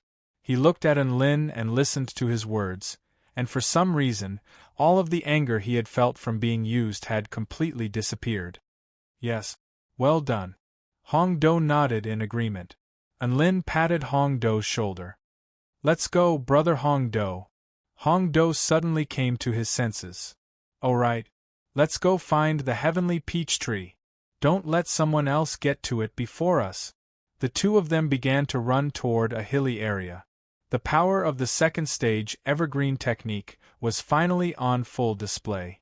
As he inhaled and exhaled, the surrounding life force energy was able to nourish his body and quickly replenish his depleted vital energy. It's up ahead. There's a heavenly peach tree in that forest. Hongdo pointed ahead. Unlin was a little excited, but at the same time, he was also very cautious. A white light flashed through his eyes, and he discovered that something was amiss. There's a spell formation up ahead and an ambush nearby. Unlin spoke with a solemn expression. Hongdo's heart jolted with shock, and he immediately surveyed his surroundings nervously, but he didn't discover anything amiss. There really is an ambush? How come I don't see anything? Hong Do asked. You can't even detect the spell formation set up by the enemy, so of course you wouldn't know. Unlin smiled and said, however, the spell formation is very ordinary. It might have been set up by a soul formation stage living being. A faint blush appeared on Hong Do's face. At this moment, the sound of energy clashing erupted from nearby. There's a battle up ahead. Unlin's expression shifted. It's coming from the direction of the heavenly peach tree, Hong Do replied with excitement. Upon hearing this, Unlin immediately charged toward that location. Hey, didn't you say there was a spell formation lying in ambush? Hong Do cautioned in an urgent voice. However, his voice had only just fallen when Unlin flicked a finger into the air, upon which the spell formation instantly crumbled like a fragile bubble. Hong Do drew a sharp intake of breath before hurriedly following along. Boom, boom, boom, waves of flames erupted from the forest, incinerating all of the surrounding vegetation. A series of deafening dragon roars erupted, as well as a series of blood-curdling cries. Unlin's interest was immediately piqued upon seeing this. Isn't that the double-headed dragon from before? It's back already after eating the spinning top? My spinning top brother. Hong Do's expression was filled with sorrow and sorrow. There are two other groups. One of them is from the Great Tang imperial family of the Baihua state. 2 of their 5 have already perished, so there are 3 left. The other group is from the Flaming River imperial family of the Heavenly River state, and they also only have 3 left. It looks like the 2 imperial family groups aren't allied. Unlin looked on with interest. The spell formation had most likely been set up by those 2 imperial family members. They were fighting over the heavenly peach tree, but the double-headed dragon had returned, thereby plunging them into a chaotic battle. Mr. Unlin, this is a great opportunity for us to spectate from the sidelines and reap the benefits of the battle. Oh-ho-ho! Hong Do was very excited, and he had a sly smile on his face. Reap the benefits, my A*S. Can't you see that they're about to reach the heavenly peach tree? If we delay any longer, the heavenly peaches are going to be gone. We have to fight for the heavenly peaches now. Unlin slapped Hong Do's head with a disgruntled expression. He really didn't know if this rock golem had a brain in his head. Hong Do scratched his head with a gloomy expression. He wanted to retort, but he didn't know what to say. Within the chaotic battle between the 3 parties, there was a large tree beside a small mountain, upon which there were many tender and juicy heavenly peaches. Spiritual light shimmered around the fruits, making them appear even more alluring and precious. Ha ha! The heavenly peach tree belongs to the Great Tang imperial family now. A handsome man in a lavish robe rushed toward the heavenly peach tree with his other 2 companions, opening a path for him with all their might. Be careful, Prince Yen Luo, there are other enemies approaching, a female general yelled. The lavishly robed man didn't turn around upon hearing this. Instead, he accelerated toward the heavenly peach tree. It had to be said that this was the correct decision. However, his opponent was far faster than him, and Yen Luo was struck by an excruciating pain from his chest. Immediately afterward, a black sword pierced through his body. RIP. Chapter 1283. Yen Luo couldn't help but throw up a mouthful of blood. He turned around with great difficulty, only to discover a man in a flowing white robe smiling at him. If you had chosen to run away, you could have continued to participate in the event. Unlin smiled. A wry smile appeared on Yen Luo's face. If I knew it was you, I would have chosen to run away. A golden protective light appeared around his body. Unlin ignored Yen Luo and charged toward the heavenly peach tree. Roar! The double-headed dragon roared from behind him. Immediately afterward, a scorching aura erupted from behind him, threatening to melt his body. The double-headed dragon guarding the heavenly peach tree had attacked him. What the hell is Hong Do doing? Didn't I tell him to hold off the double-headed dragon? Unlin grumbled in his heart. There was a long ravine in the forest nearby. At the end of the ravine was a stone golem that was panting heavily. It was lying on a pile of charred black rubble and sighing with emotion. "Mr. Enlin, I did my best." In reality, it had been insta-killed by the double-headed dragon.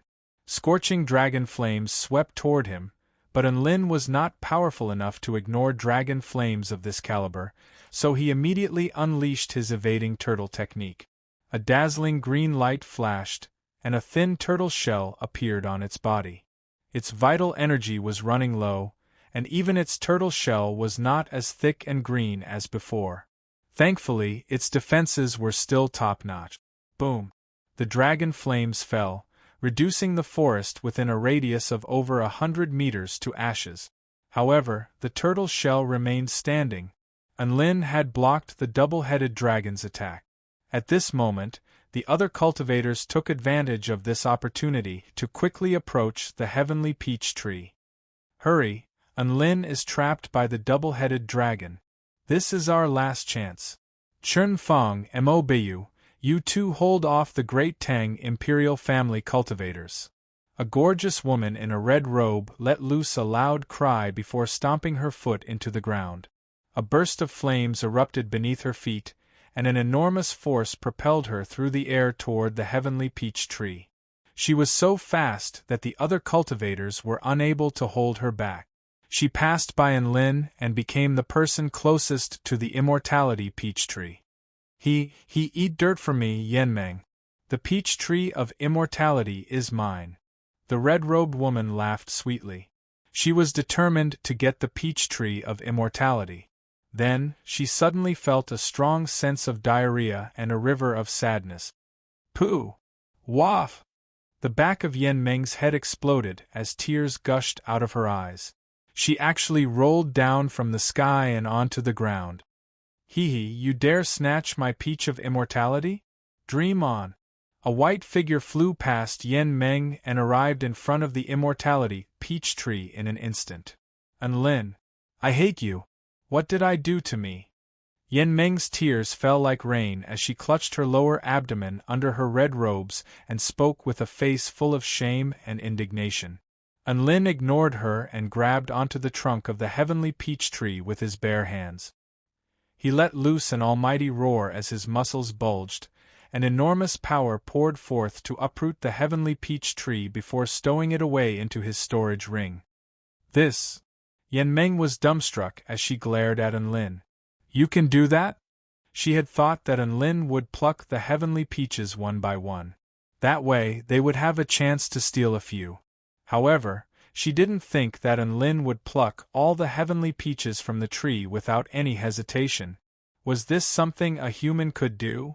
For some reason, she suddenly recalled the horror she felt when Enlin had used some special method to refine a few ancient artifacts in the Baihua State Treasure Pavilion. Perhaps Enlin wasn't someone who could be judged by logic. "Run! Let's get out of here!" Yenmeng suddenly yelled. As long as there was life, there was hope. Only one of the 9 immortal peach trees had been taken. As long as they conserved their strength, there would still be hope. The other 2 members of the Flaming River Imperial family looked at each other before fleeing into the distance. The twin-headed flying dragon roared before pouncing toward Enlin. Enlin had taken the heavenly peach tree, so he was now the twin-headed flying dragon's sworn enemy. The Great Tang Imperial family members hesitated momentarily before choosing to hide behind the twin-headed flying dragon. They were clearly waiting for an opportunity to strike. Enlin was powerful, but the twin-headed flying dragon wasn't weak either. In a place filled with 10th stage Dao body cultivators, the twin-headed flying dragon was a spirit-nurturing intermediate stage cultivator. In a battle between the 2 of them, both of them would be severely wounded. The courageous would be stuffed to death while the cowardly would be starved to death. They chose to land the killing blow when Enlin was wounded and forcefully take the heavenly peach tree from Enlin's storage ring. The battle between Enlin and the twin-headed flying dragon soon erupted. The twin-headed flying dragon had wings and was even faster than Enlin. Hence, if Enlin chose to run away, he would most likely be exhausted to death by the flying dragon. Hence, he chose not to run. Instead, he pounced toward the twin-headed flying dragon. He had already taken the heavenly peach tree, so he had nothing to fear now. This was the perfect time to test just how powerful he was. Eat my fist. Unlin activated his Earth Lotus Supreme skill to its fullest extent, and the boundless power of the earth enshrouded his fist as a golden light radiated forth. Before he knew it, another divine flame had appeared on his fist, and his aura soared explosively once again. The twin-headed flying dragon blasted flames toward Unlin again, and the flames were so scorching hot that they could melt even spirit-nurturing stage spirit beasts. Divine Flame Mountain Quaking Fist. Unlin was unfazed as he unleashed his fist. The golden fist was imbued with divine flame, and it clashed violently with the dragon's breath. Scorching flames exploded in the instant of the collision, and waves of flames swept forth in all directions. Then, under the two-headed flying dragon's horrified gaze, the divine fire opened the way, and the golden fist tore through its breath and smashed into its chest. Bam!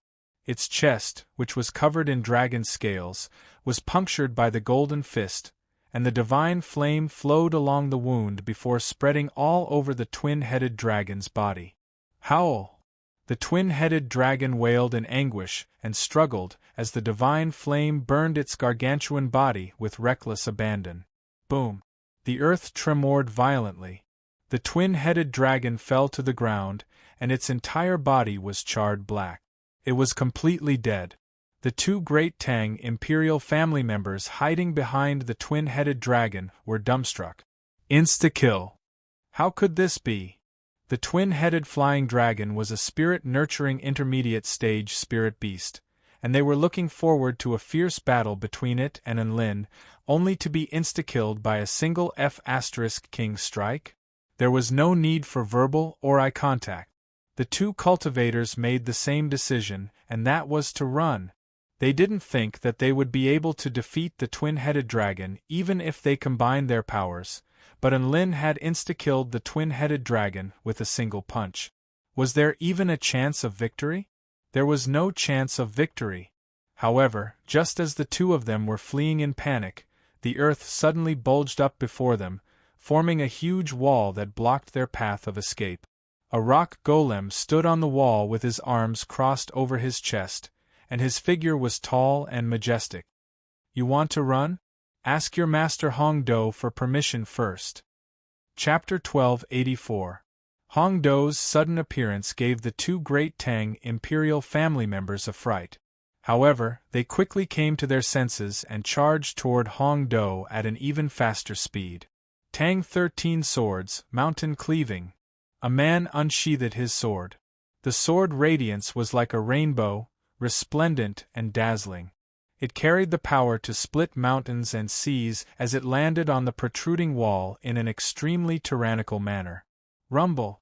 Just like that, the tall wall was destroyed by the man's sword.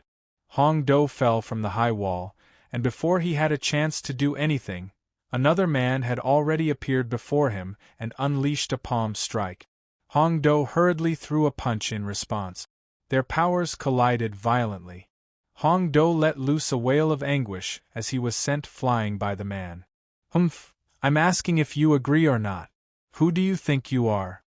The man who had attacked had a look of disdain as he coldly harumphed and continued to run. But before he could take 2 steps, a terrifying impact came from behind him.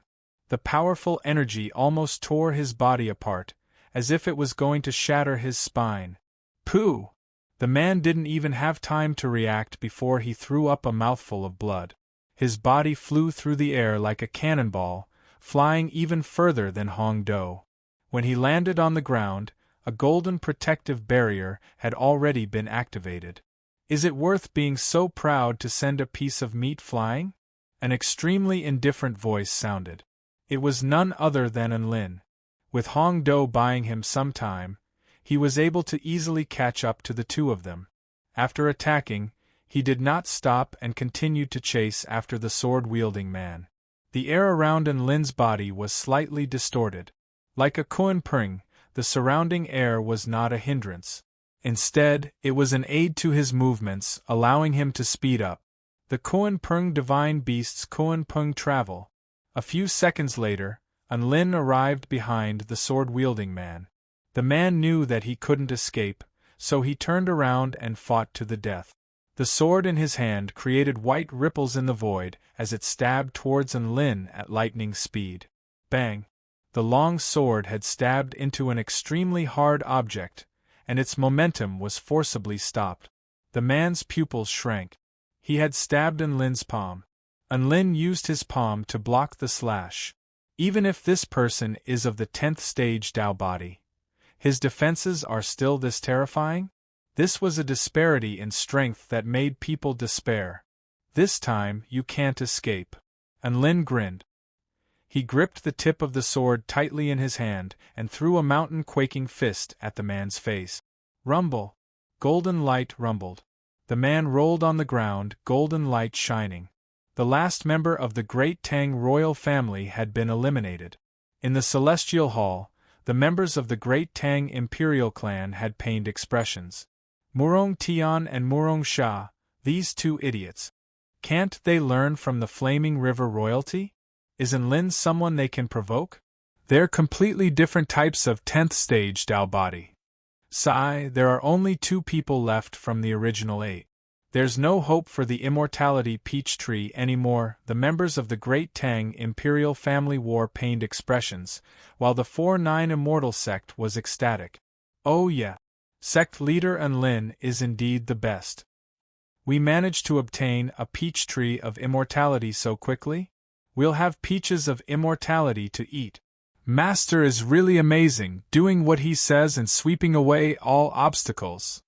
There are 9 heavenly peach trees. Classmate Unlin took one, and Senior Windwalker from the Hall of Creation took another, so there are still 7 left. We still have a chance to obtain more heavenly peach trees. Everyone stared at Unlin with excitement in their eyes, looking forward to what he was going to do next. Within the Dao observation heaven and earth space, Unlin pulled Hong Do up from the ground with a concerned expression. Are you all right? I'm fine. Hong Do shook his head before turning to look at Unlin's storage ring. About the heavenly peaches. I know, Mr. Hong Do, you provided us with information and contributed to our quest for the heavenly peaches, so I'll naturally reward you handsomely. How about we split the spoils 80-20? Unlin proposed with a gentle expression. Hong Do faltered slightly before feeling a little guilty. Mr. Unlin, I don't think that's a good idea. I feel like you should get more. So you're saying we should split it 90-10? That's an outrageous request of yours. I agree. Unlin waved a hand in a straightforward manner. Hong Do was dumbstruck before coming to his senses and flared up with rage. You? Unlin, you want 90%. It had thought that the 82 split Unlin had said was that it would get 8 and Unlin would get 2. What the F***ck was going on? I provided the location of the heavenly peach trees and contributed to the quest, so how can I get so little? This is daylight robbery. Hong Do roared with grief and indignation. Unlin was a little dejected. That's why I said 80-20. What else can I do if you insist on giving me more? Now that you're unhappy, forget it. Let's continue with the 82. Hong Do's eyes widened, and his chest exploded with rage. He was about to explode with rage. No, I created far more than that. You can't do this to me. Hong Do glowered at Unlin with an enraged and aggrieved expression. He was no match for Unlin, so he could only hope that he could change Unlin's mind with words, even though the chances of that happening were very slim. What a fickle Hong Do. Unlin pursed his lips. How about this? Seeing as you've worked so hard for us, we'll split the spoils 70-30. Hong Do faltered slightly upon hearing this. He clearly didn't think that the domineering Unlin would actually change his mind. For some reason, he was a little touched by Unlin's words. Unlin brought out the heavenly peach tree, upon which all of the heavenly peaches on the tree glowed with a rosy, alluring light. He counted to find that there were exactly 100 heavenly peaches on one tree. And Lin handed over 30 heavenly peaches to Hong Do before putting the tree back into his storage ring. "Thank you." Hong Do was a little touched as he accepted the heavenly peaches. Soon, they set off on their journey again. In order to compete for heavenly peaches in this world, not only did one have to be powerful, but they also had to be able to detect the presence of heavenly peach trees in a limited amount of time. And Lin and Hong Do ran over a series of hills. The hills rose and fell with lush greenery, creating a very pleasing sight to behold. Boom! The earth suddenly tremored violently. A small mushroom cloud rose into the air in the distance. And Lin's eyes immediately lit up at the sight of the explosive power. There's no mistaking this power, it's Big Brother Cheng's power. And Lin was extremely excited. He had located his teammate for the first time, and he immediately rushed toward that direction. "Mr. Lin, wait for me." Hong Do chased after Lin, only to discover with despair that he was also running much slower than Lin. Within a vast expanse of flames and dust, Xianyuan Cheng was panting heavily with blood all over his body. Before him, 2 handsome white-winged men were already lying on the ground with golden protective light flashing incessantly around their bodies. However, there were still 2 powerful light-wing clan cultivators flying in the sky nearby, glaring at Xianyuan Cheng with enmity in their eyes. "Xianyuan Cheng, give up. You have nowhere to run. Tell me where the other 2 disappeared to on the White Snow Mountain." Shirley pointed her sword at Xianyuan Cheng. "You won't be able to find them with me here." Xianyuan Cheng drew his sword, a determined expression on his face. "If that's the case, then you can go now." A 6-winged light-wing clan male was expressionless, and his aura suddenly changed.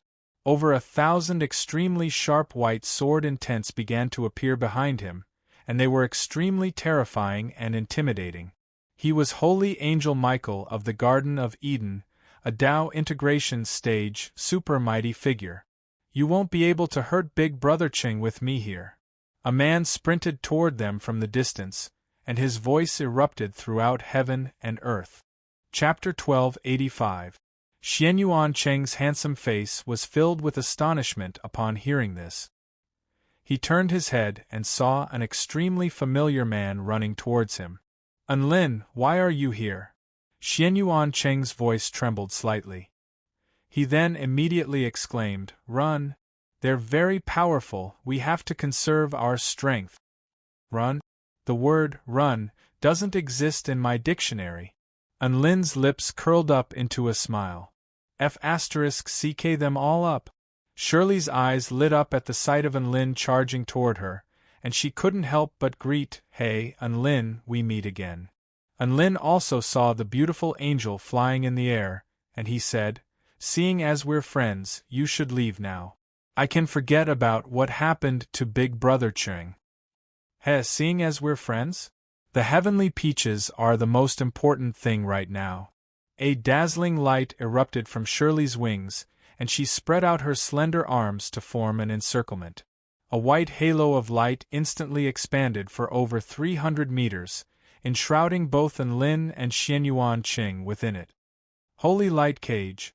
Shirley fully utilized her role as a healer and constructed a cage.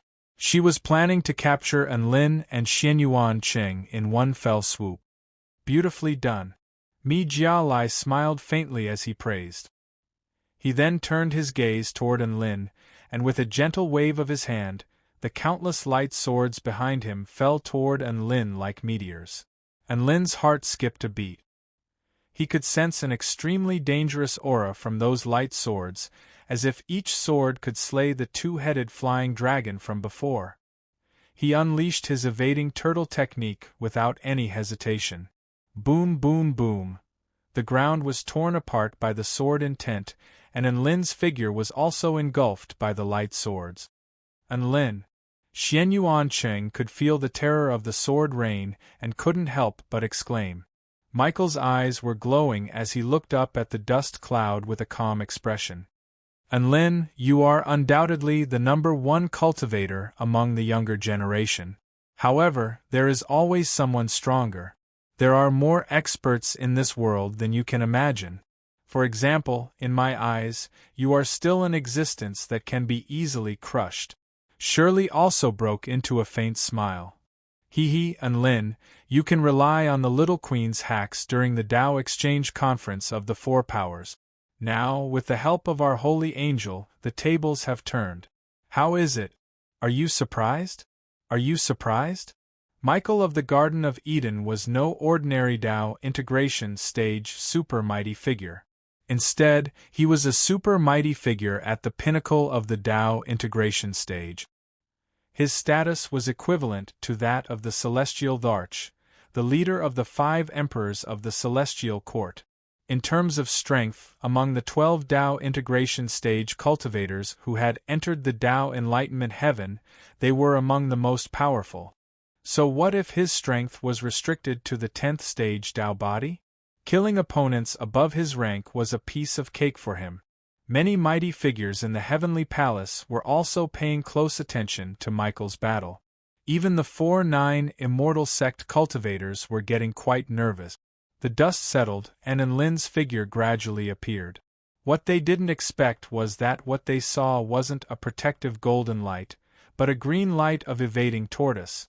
Countless cracks appeared on the semi-transparent turtle shell, but it did not break. Enlin had blocked Michael's attack with his own power. He blocked it. Mi Jia Lai's expression changed slightly as a look of surprise appeared on his face. Easily crushed? You've crushed my turtle shell. Enlin harumphed coldly before drawing his evil-slaying sword and slashing it toward Michael. A black crescent sword projection soared into the sky. Michael flapped his 6 wings and evaded Enlin's sword strike with an extremely agile movement technique. Big Brother Ching, can you still fight? Enlin asked as wings of wind appeared on his back. I can. Xianyuan Ching took a deep breath, and a dazzling light burst forth from the bronze immortal sword in his hand as his myriad spirit Tai Chi sword intent began to proliferate outward. Very good. Then let's eliminate the top dog of the Garden of Eden. Enlin's aura soared explosively as he spread his wings and rose into the sky. He was about to face the most powerful being in this space, so he couldn't afford to be complacent. 6 strikes of the war god Wind soared. Streams of wind revolved around the evil-slaying sword, and its speed soared explosively. Shirley was just about to unleash a control spell technique when she lost sight of Enlin in that instant. So fast. Her expression shifted drastically. In the next instant, a sense of extreme peril welled up in her heart. The black sword blade tore through the air, leaving a lethal trajectory in its wake. By the time Shirley realized what was happening, it was already too late for her to evade this attack. Bang! A violent collision sound rang out. A figure had appeared before her and blocked the evil-slaying sword's attack with a light sword in his hand. Master Michael! Shirley stared at the man's back with reverence on her face. Enlin's 6 strikes of the war god had been blocked by the holy light sword materialized by Michael. Your swordsmanship isn't bad, Michael praised. Before Enlin had a chance to unleash another attack, golden rings suddenly appeared around Michael's wrists. Holy ring binding strike, the holy angel said in an indifferent voice. An extremely pure holy light burst forth from the golden rings. 2 projections of golden rings appeared in the sky and one on the ground, and they rotated in the opposite direction as a vast holy light erupted between them. Boundless binding power instantly sealed off every part of Enlin's body. Wherever the divine light was, everything would be bound by the gods. This is the binding technique that the holy angel used to imprison the true demon tribe. It is as if a god has descended upon the world to subdue all demons. Who would have thought that holy angel Michael would still be able to unleash this technique at the 10th stage Tao body? A hint of excitement and reverence appeared in Shirley's eyes upon seeing this. Michael was handsome and powerful. Which Light Wing clan girl didn't like him? I can only unleash less than 1/10,000th of the power of the holy ring binding strike with my current body, but it's enough to kill all living beings below the soul formation stage. Michael spoke with extreme confidence. Under the suppression of the holy light, Unlin's entire body was compressed by a boundless power, and he was unable to even move a single step. He was like a lamb waiting to be slaughtered. Unlin, you've lost. Michael wielded his light sword and charged toward Unlin, who was bound in midair. All of a sudden, he turned around and used a defensive move. Boom! A violent explosion erupted, and shock waves swept through the air for over a kilometer. Destructive energy soared into the sky, tearing apart the two golden rings. The holy ring binding strike could bind enemies within the rings, but it had no effect on enemies outside of the rings. This gave Xianyuan Qing ample time to prepare. The explosion was extremely powerful, and it almost exhausted all of Xianyuan Qing's power. The energy shattered the rings with unstoppable force before engulfing Unlin and Michael.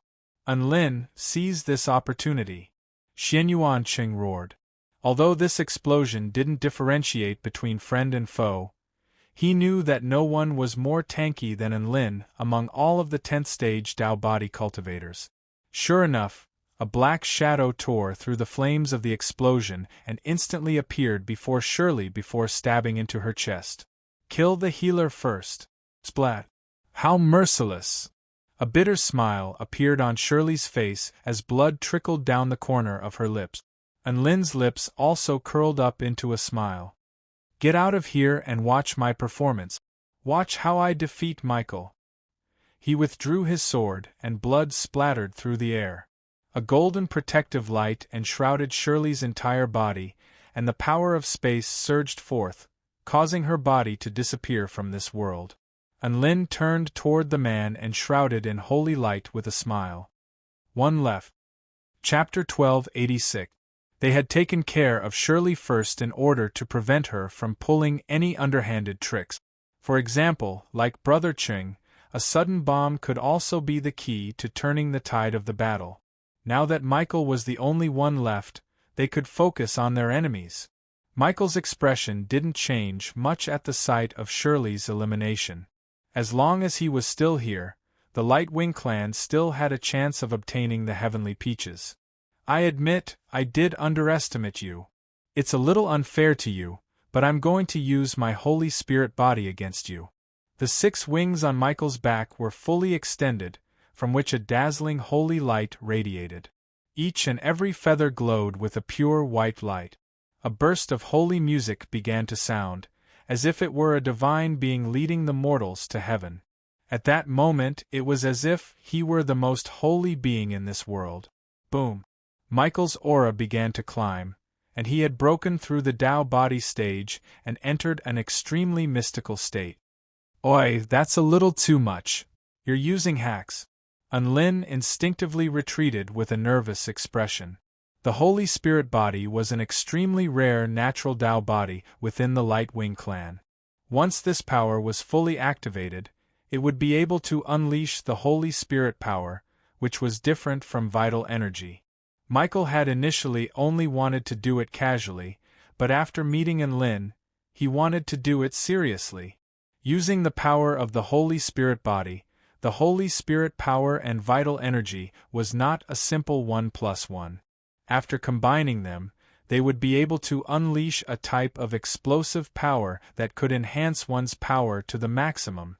Unlin could sense Michael's aura becoming more and more terrifying. Not just spirit-nurturing stage living beings, he could even put up a fight against soul formation stage super mighty figures. Michael was most likely going to be the most powerful enemy he had encountered on this trip. Within the Heavenly Palace, all of the Light Wing clan living beings were getting excited.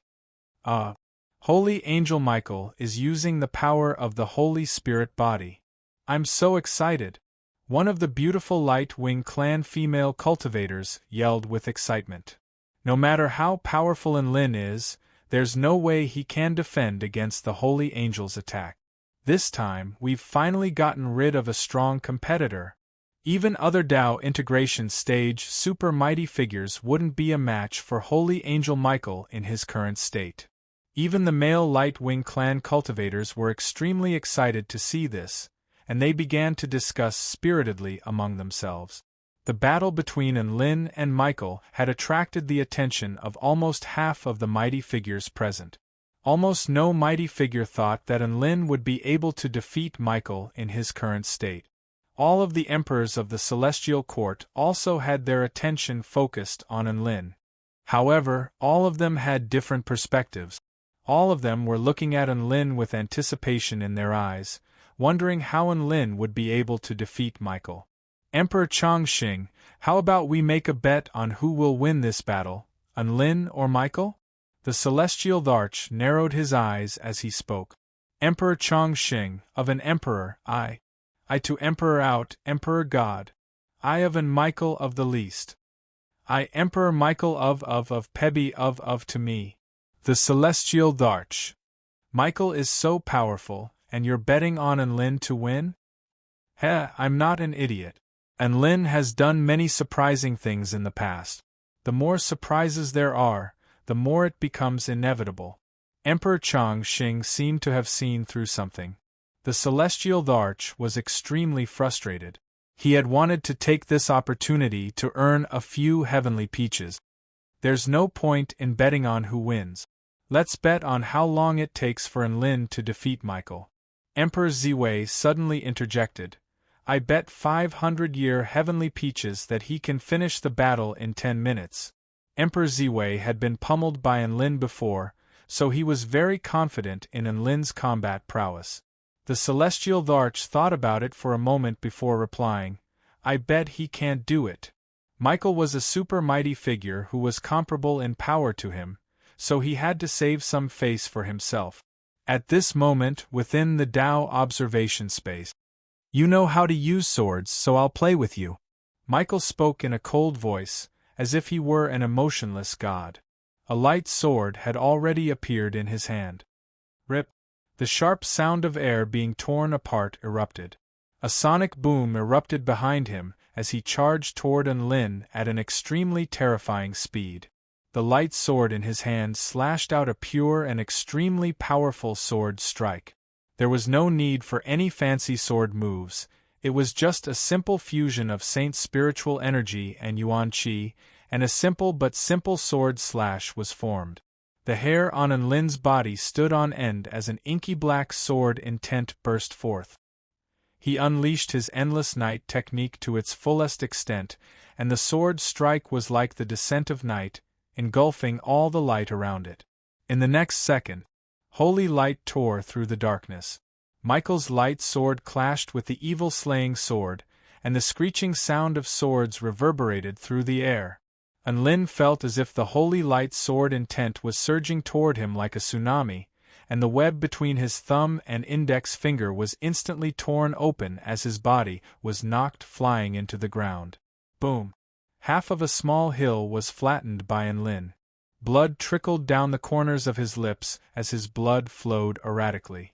The power of his body of the war god had been restricted, and his current defenses were unable to withstand Michael's attacks. Enlin was definitely on the back foot in his first clash with Michael. Before Enlin had a chance to catch his breath, Michael charged toward Enlin again, and his holy light sword fell again. Whoosh! The holy light sword projection tore through the earth. A white figure was knocked flying again by the sword projection. Mi Jia Lai's white wings flapped, and it continued its pursuit. All of a sudden, his expression shifted, and he immediately changed his flight path. A series of golden balls suddenly appeared in his original flight path before exploding violently. Boom, boom, boom, energy exploded as gale-force winds swept through the air. This was a chain of explosions that made one's flesh crawl. Michael heaved a light sigh of relief. Thank God he had evaded in time. Otherwise, he really would have been struck. He turned his gaze to look at the other handsome man who was as handsome as him. To be able to secretly set up a spell formation in the air in advance, I have to say, you really are an explosive prodigy. Michael praised.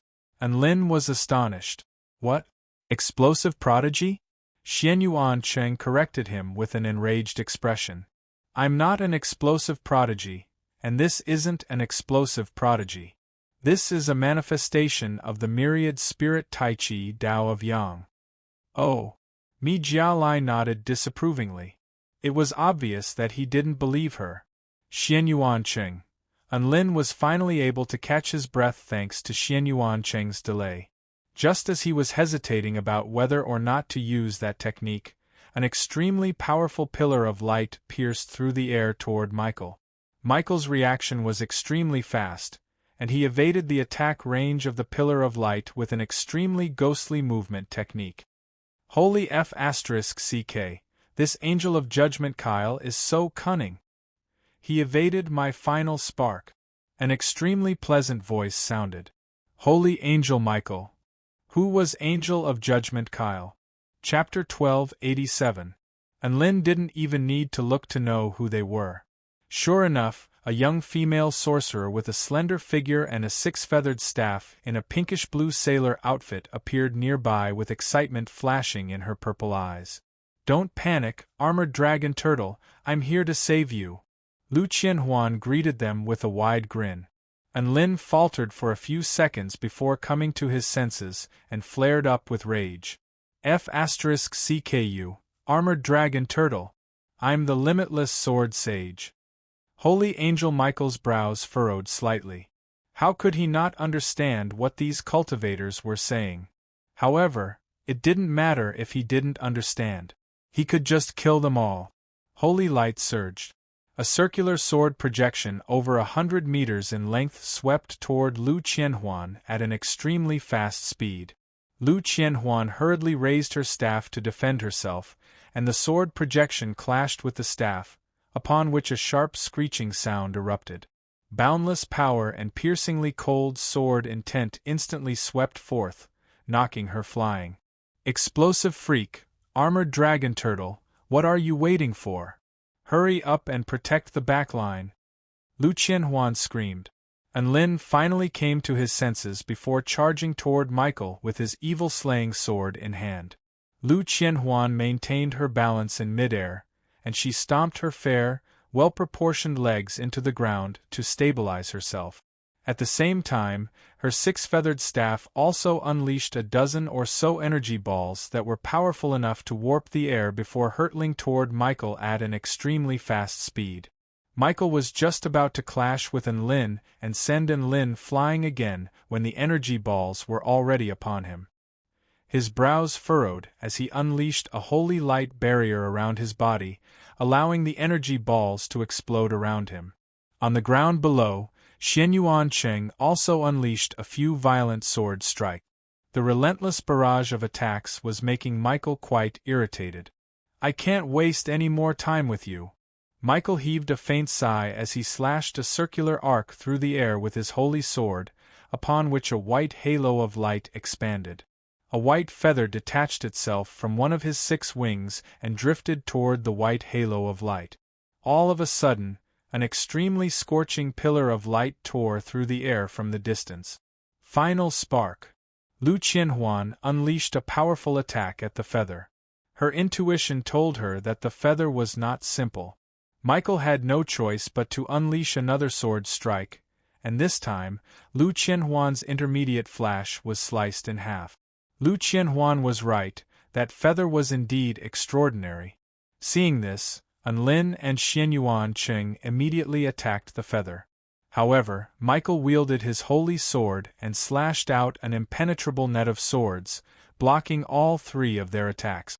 Finally, Bai Yu fell into the white circle. Heavenly Feather Kingdom. As soon as Michael finished speaking, the white feather shattered, and the halo of light expanded by several hundred meters. The holy light that was so condensed that it was almost tangible began to illuminate the world.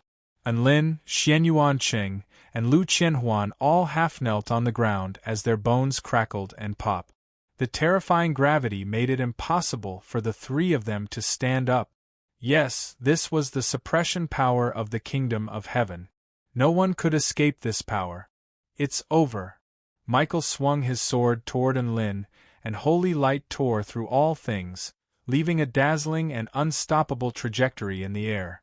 Unlin's expression darkened, and he decided to use his trump card, the origin energy of the netherworld.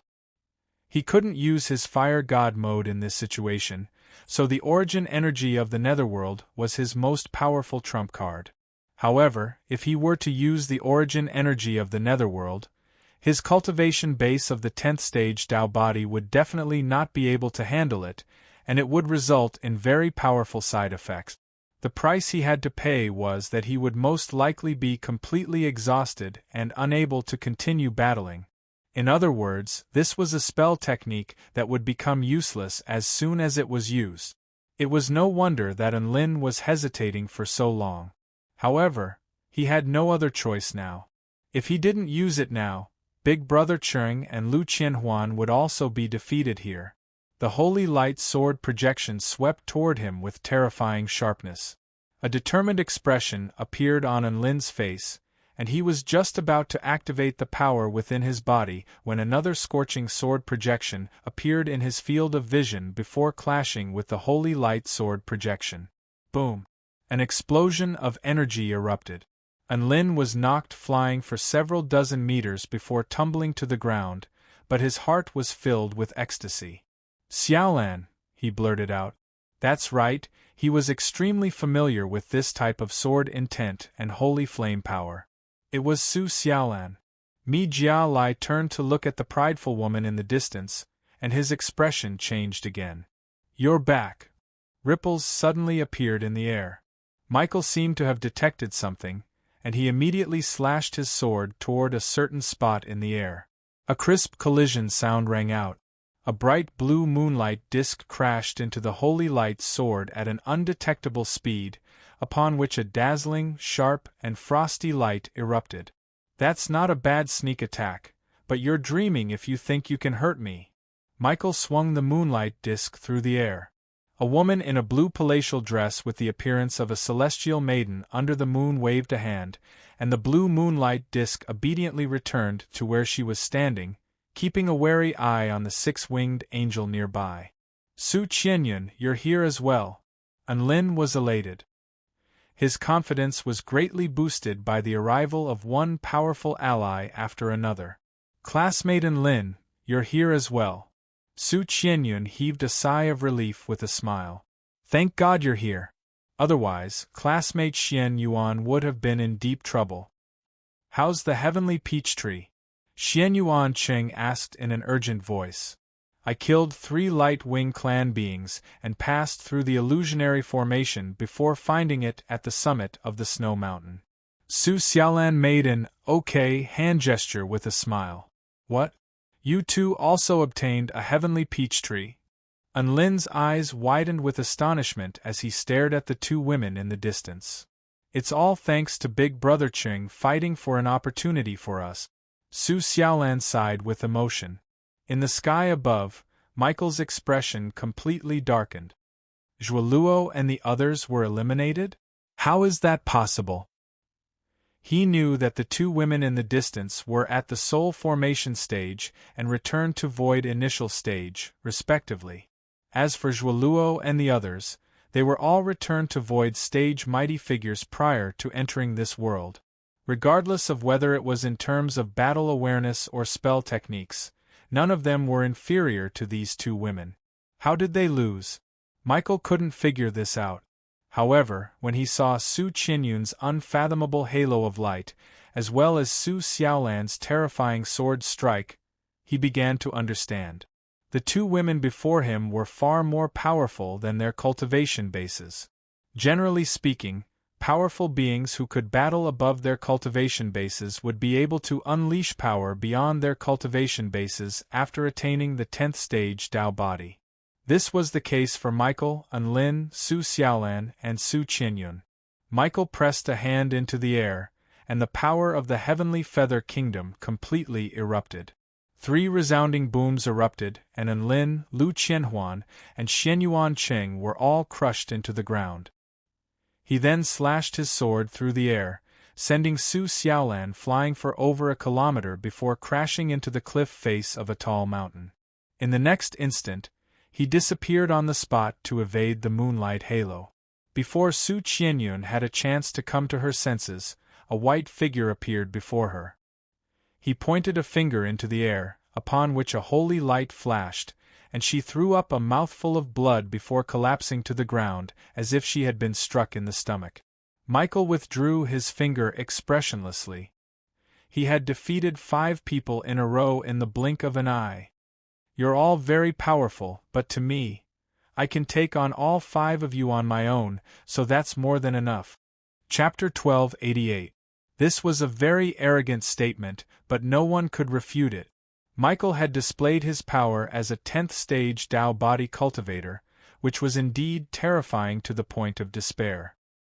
He truly lived up to his status as the leader of the Garden of Eden. Lu Qianhuan lay on the ground, panting heavily. It's over, it's over. Kyle, the angel of judgment, fought all 5 of us at once and annihilated all of us. Lux the sorceress, the explosive freak, the armored dragon turtle, the bright moon goddess, and the limitless sword sage. None of them were a match for him. Michael looked at the 5 people on the ground, and a holy voice reverberated through the air as a rainbow light converged upon his holy sword. He didn't say anything else as he slashed his sword toward Xianyuan Qing, who was the closest to him. The light of the holy sword replaced the light of the sun and moon as it fell mercilessly. Xianyuan Qing had just been sealed by the heavenly feather kingdom and was completely unable to stand. He could only look on helplessly as the attack fell upon him, but there was nothing he could do. However, at this critical moment, Fang Jingji's expression changed. A familiar white figure appeared in front of him. Black mist revolved around his body, and his aura was so vast and terrifying that it struck fear into the hearts of onlookers. The figure wielded a black sword and slashed toward the holy light sword, upon which darkness replaced all light. It was as if night and day had fallen. The holy light sword was engulfed by the black sword projection. How could this be? Michael's blue pupils contracted slightly as an expression of shock appeared on his face. Unlin. Xianyuan Qing smiled. The person standing before him was none other than Unlin, who had unleashed the origin energy of the netherworld. You've forced my hand, Michael. I'm going to show you just how terrifying an enemy you think you can easily defeat is. Unlin flipped his sword lightly, and it was as if all the light between heaven and earth had been sucked into his sword. Roll over, armored dragon turtle. Lu Qianhuan saw hope and yelled in a loud voice. Unlin, what a powerful aura! A grave expression appeared on Michael's face. No matter how arrogant he was, he couldn't look down on this power.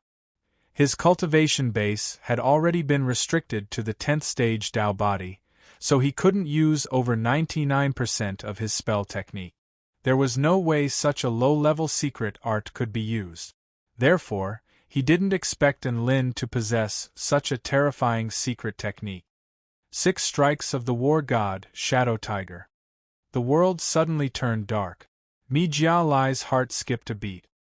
His 5 senses were instantly stripped away, and even his divine sense was blocked. This was true darkness. Without the slightest hesitation, he immediately mobilized all the power in his body to defend himself. However, before the holy light defense could be completely activated, the sharp blade light had already pierced through his barrier of power and entered his body. The speed was extremely fast, and the power of the sword had transcended to another level. Rip! The sword mercilessly tore through his body. Light returned to the world. What appeared before everyone's eyes was the scene of the 6-winged holy angel falling to the ground. White feathers fluttered and blood splattered across the sky. The protective golden light was extremely dazzling.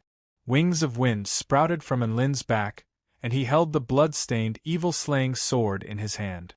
Black energy revolved around his body, and he became the only person standing between heaven and earth, as if he were an invincible war god. Lu Qianhuan couldn't help but cheer loudly upon seeing this. The entire heavenly palace erupted into a frenzy. The scene of Enlin slaying Mi Jialai with a single sword strike was simply far too astonishing.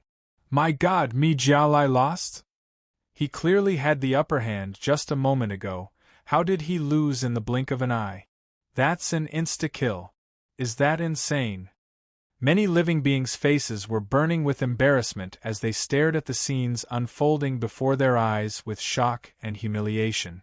After all, most of the mighty figures had thought that Enlin would definitely lose, and they had even declared that Enlin wouldn't be able to last much longer than that.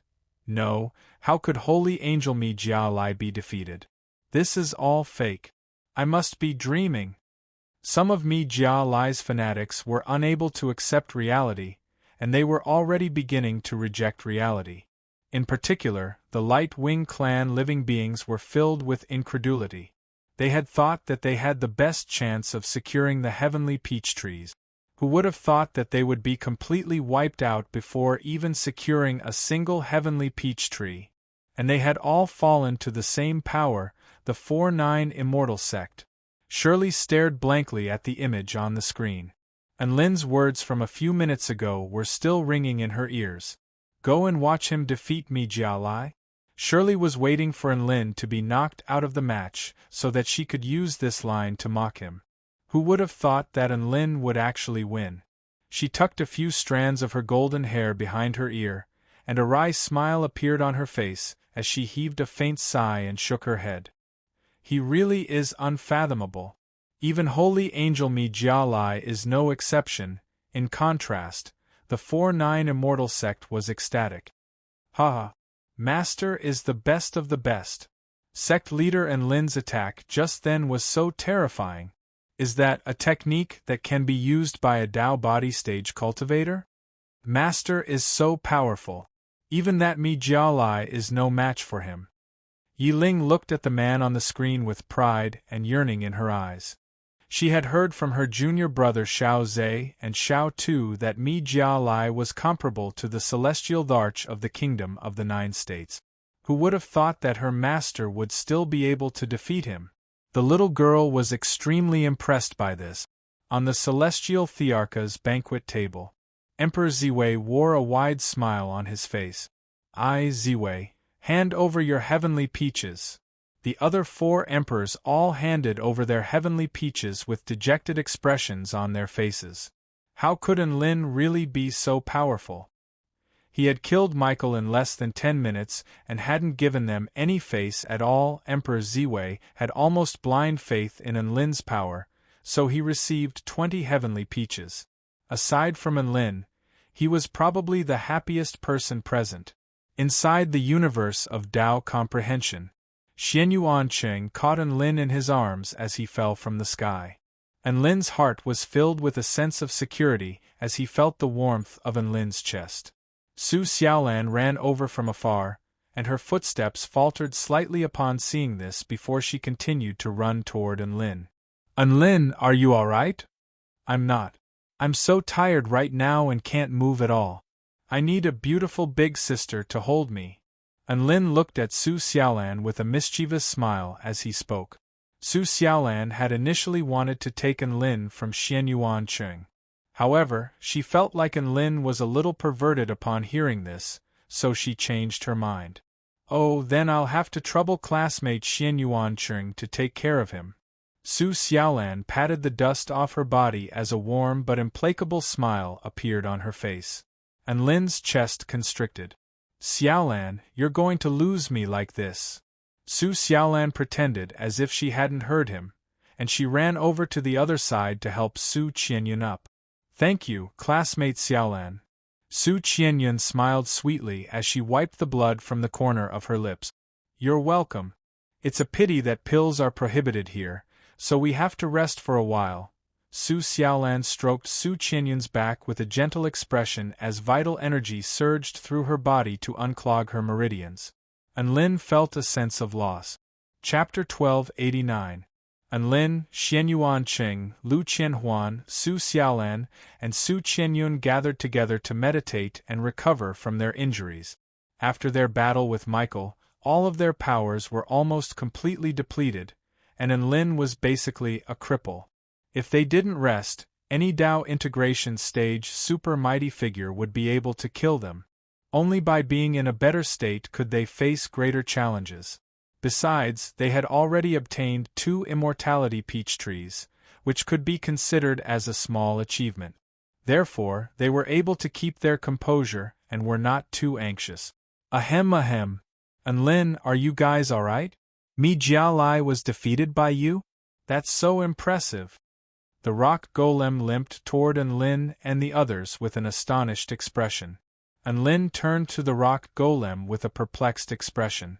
Hong Do, where did you go just then? That's right, the disheveled rock golem was none other than Hong Do. If it weren't for Hong Do's sudden appearance, he would have forgotten that he was with him. An awkward expression appeared on Hong Do's face. It's a long story. I wanted to transform into a rock and slowly approach Michael in order to launch a surprise attack. What happened after that? Enlin asked. After that, I was unlucky and was struck by Holy Angel Michael's sword projection, and I was almost killed. Hong Do pointed to his chest with an aggrieved expression. There was a gaping hole there, from which scorching lava was still gushing out relentlessly.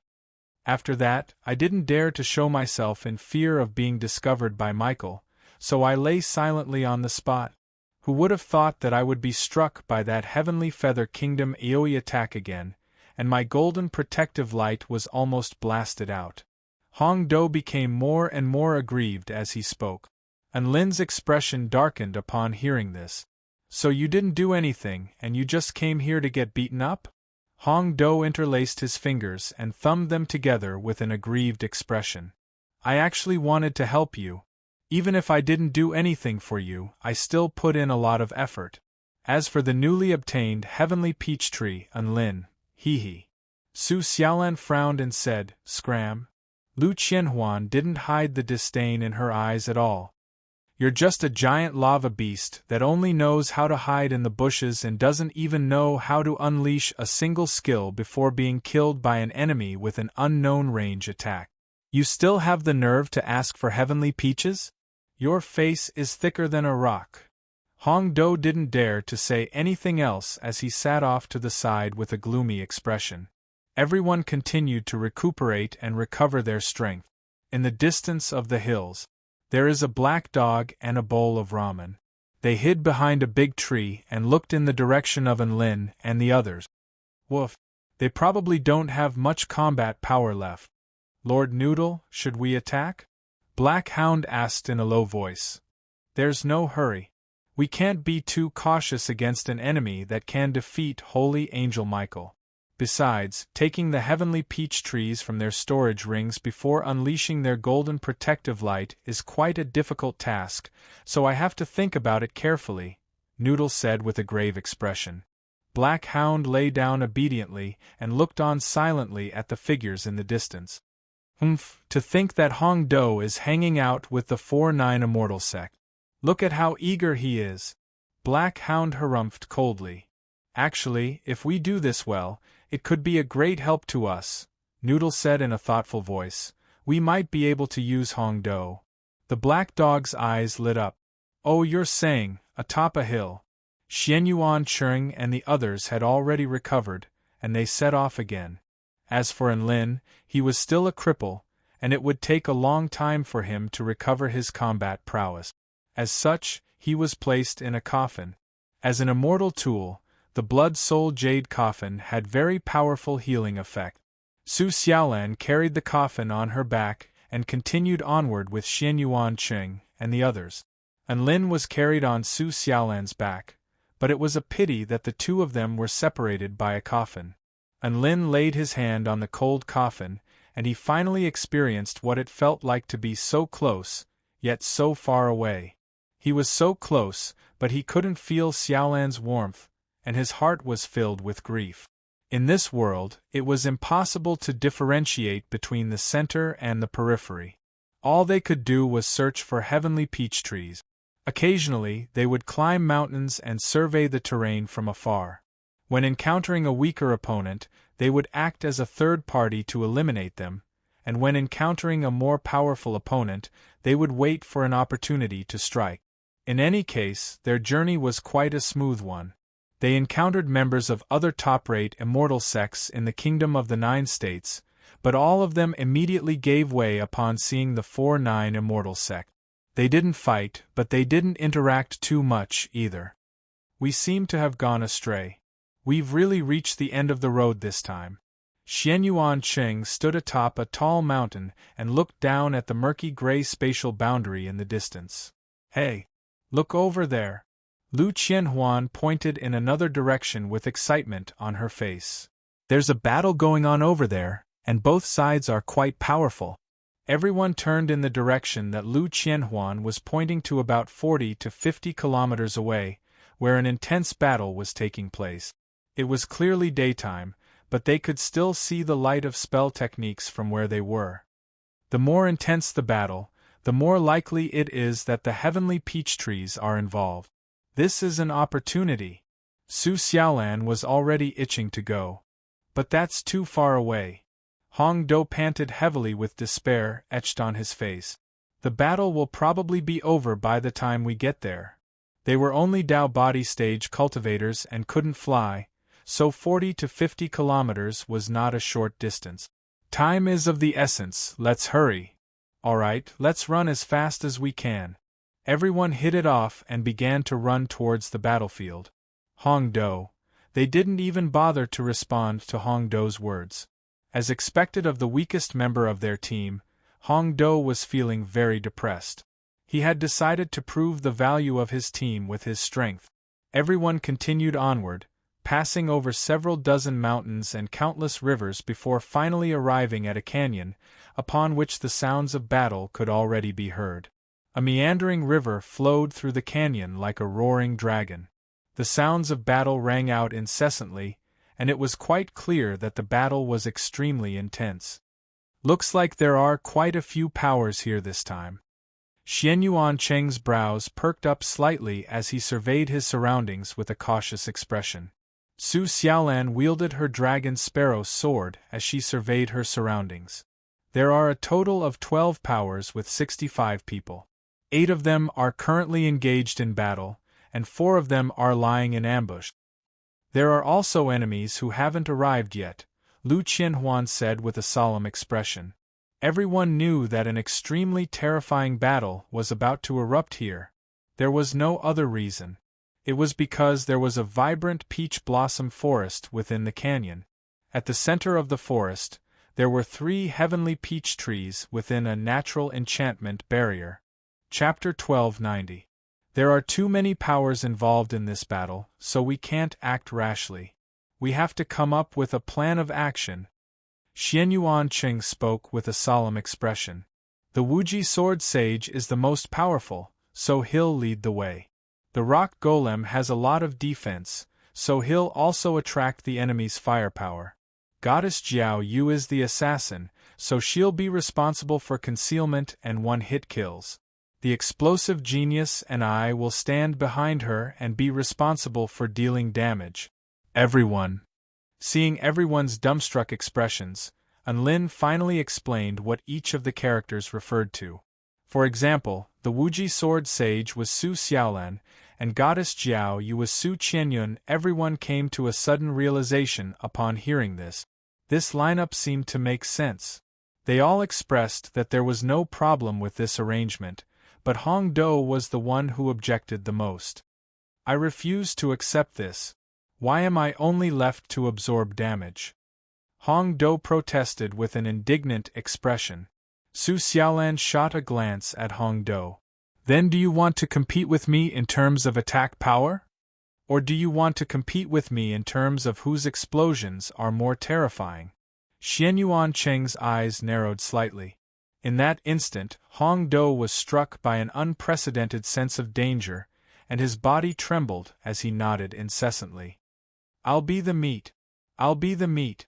Hong Do had always dreamed of slaughtering everyone, but he yielded in the face of everyone's pressure and chose a formation that was designed to absorb damage. Hong Do's situation was resolved perfectly. Su Xiaolan continued, Not only do we have to be careful of all the major powers, but we also have to be careful of the heavenly peach tree forest. Not only is there a powerful enchantment barrier in the forest, but there are also extremely fearsome illusionary formations and killing formations. I just saw 8 living beings charge into the formation, and 5 of them were immediately eliminated, while the other 3 are still wandering around in a daze. Unlin heaved a forlorn sigh upon hearing this. If he had recovered his full strength, he would be able to destroy any formation with the flick of a finger. What a pity! We'll create an opportunity for Xianyuan Cheng and Lu Qianhuan to enter the forest, Su Xiaolan instructed. No one had any objections. The battle was still going on. People were constantly being eliminated, and people were constantly entering the peach blossom forest. They knew that they couldn't drag on any longer. In order to prevent other forces from getting ahead of them, Unlin and the others decided to officially start the battle. Thus, the 4-9 Immortal Sect appeared on the battlefield. Su Xiaolan was at the forefront. Her sword light was like a dragon, and holy flames covered her like clothes. She was like a vermilion bird dancing in the 9 heavens. No one could get within 10 feet of her. Ha ha! Idiots, come and hit me! Hong Do thumped his chest in excitement as he roared at the enemies charging toward his teammates in a frenzy of mockery. It had to be said that there really were a few hot-tempered cultivators who were attracted by Hong Do's infuriating expression. In the end, they were blasted by Lu Qianhuan and Xianyuan Cheng. The 4-9 Immortal Sect cultivators were well coordinated and organized, and they were like a sharp blade that sliced through all obstacles and eradicated all enemies in its path as they pressed toward the cherry blossom forest. Be careful, everyone! The 4-9 Immortal Sect is here. No one can stop our Spider Star Spirit tribe. Everyone, surround them! A green one-eyed spider with 8 legs and a pair of scythe-like hands roared. The other 4 spiders also let loose excited cries as they spat out a series of resilient and extremely poisonous spider webs toward the oncoming 4-9 Immortal Sect cultivators. The spider webs were imbued with the power of stars, and not only could they resist fire, but they could also defend against all types of attacks. That's right, this was the signature spell technique of the Spider Star Spirit tribe, the Star Spirit Net. Even spirit beasts of the spirit nurturing stage would find it difficult to escape from this all-encompassing net. Just as the Spider Star Spirit tribe cultivators were looking on with confidence as their webs flew toward the 4-9 Immortal Sect cultivators, a holy flame of the purest yang suddenly burst forth and completely melted the Star Spirit net. What? Our webs are clearly resistant to fire, but they've been melted? What terrifying flames! The Spider Star Spirit tribe cultivators were shocked. Get out of the way! The most powerful green one-eyed spider let loose an almighty roar as it leaped toward the other spiders before slashing its saber-like hands through the air. A green figure appeared before it at this moment, and its dragon sparrow sword fell with scorching holy flames. Boom! The ground within a radius of over 200 meters was torn asunder by the chaotic vital energy. Tribe leader! All of the spiders who had been knocked flying yelled. Boom boom boom! Su Xiaolan slashed through the air with her dragon sparrow sword, and the most powerful spider tribe leader swung his saber-like hands to defend himself, sending shockwaves surging through the air. Su Xiaolan's speed was extremely fast, and her movement techniques were extraordinary. Her movements were as smooth as flowing water. The spider tribe leader was slowly beginning to falter. Su Xiaolan was having a lot of fun, but she had forgotten that she was carrying a coffin on her back, within which lay Enlin. Enlin was still a mortal. Enlin felt as if he had been on the most terrifying roller coaster ride. He was hurtling through the air, stopping abruptly, making sharp turns, and sometimes even spinning a full circle in the air. The terrifying weightlessness, hypergravity, collisions, and spinning made him feel like he was about to die.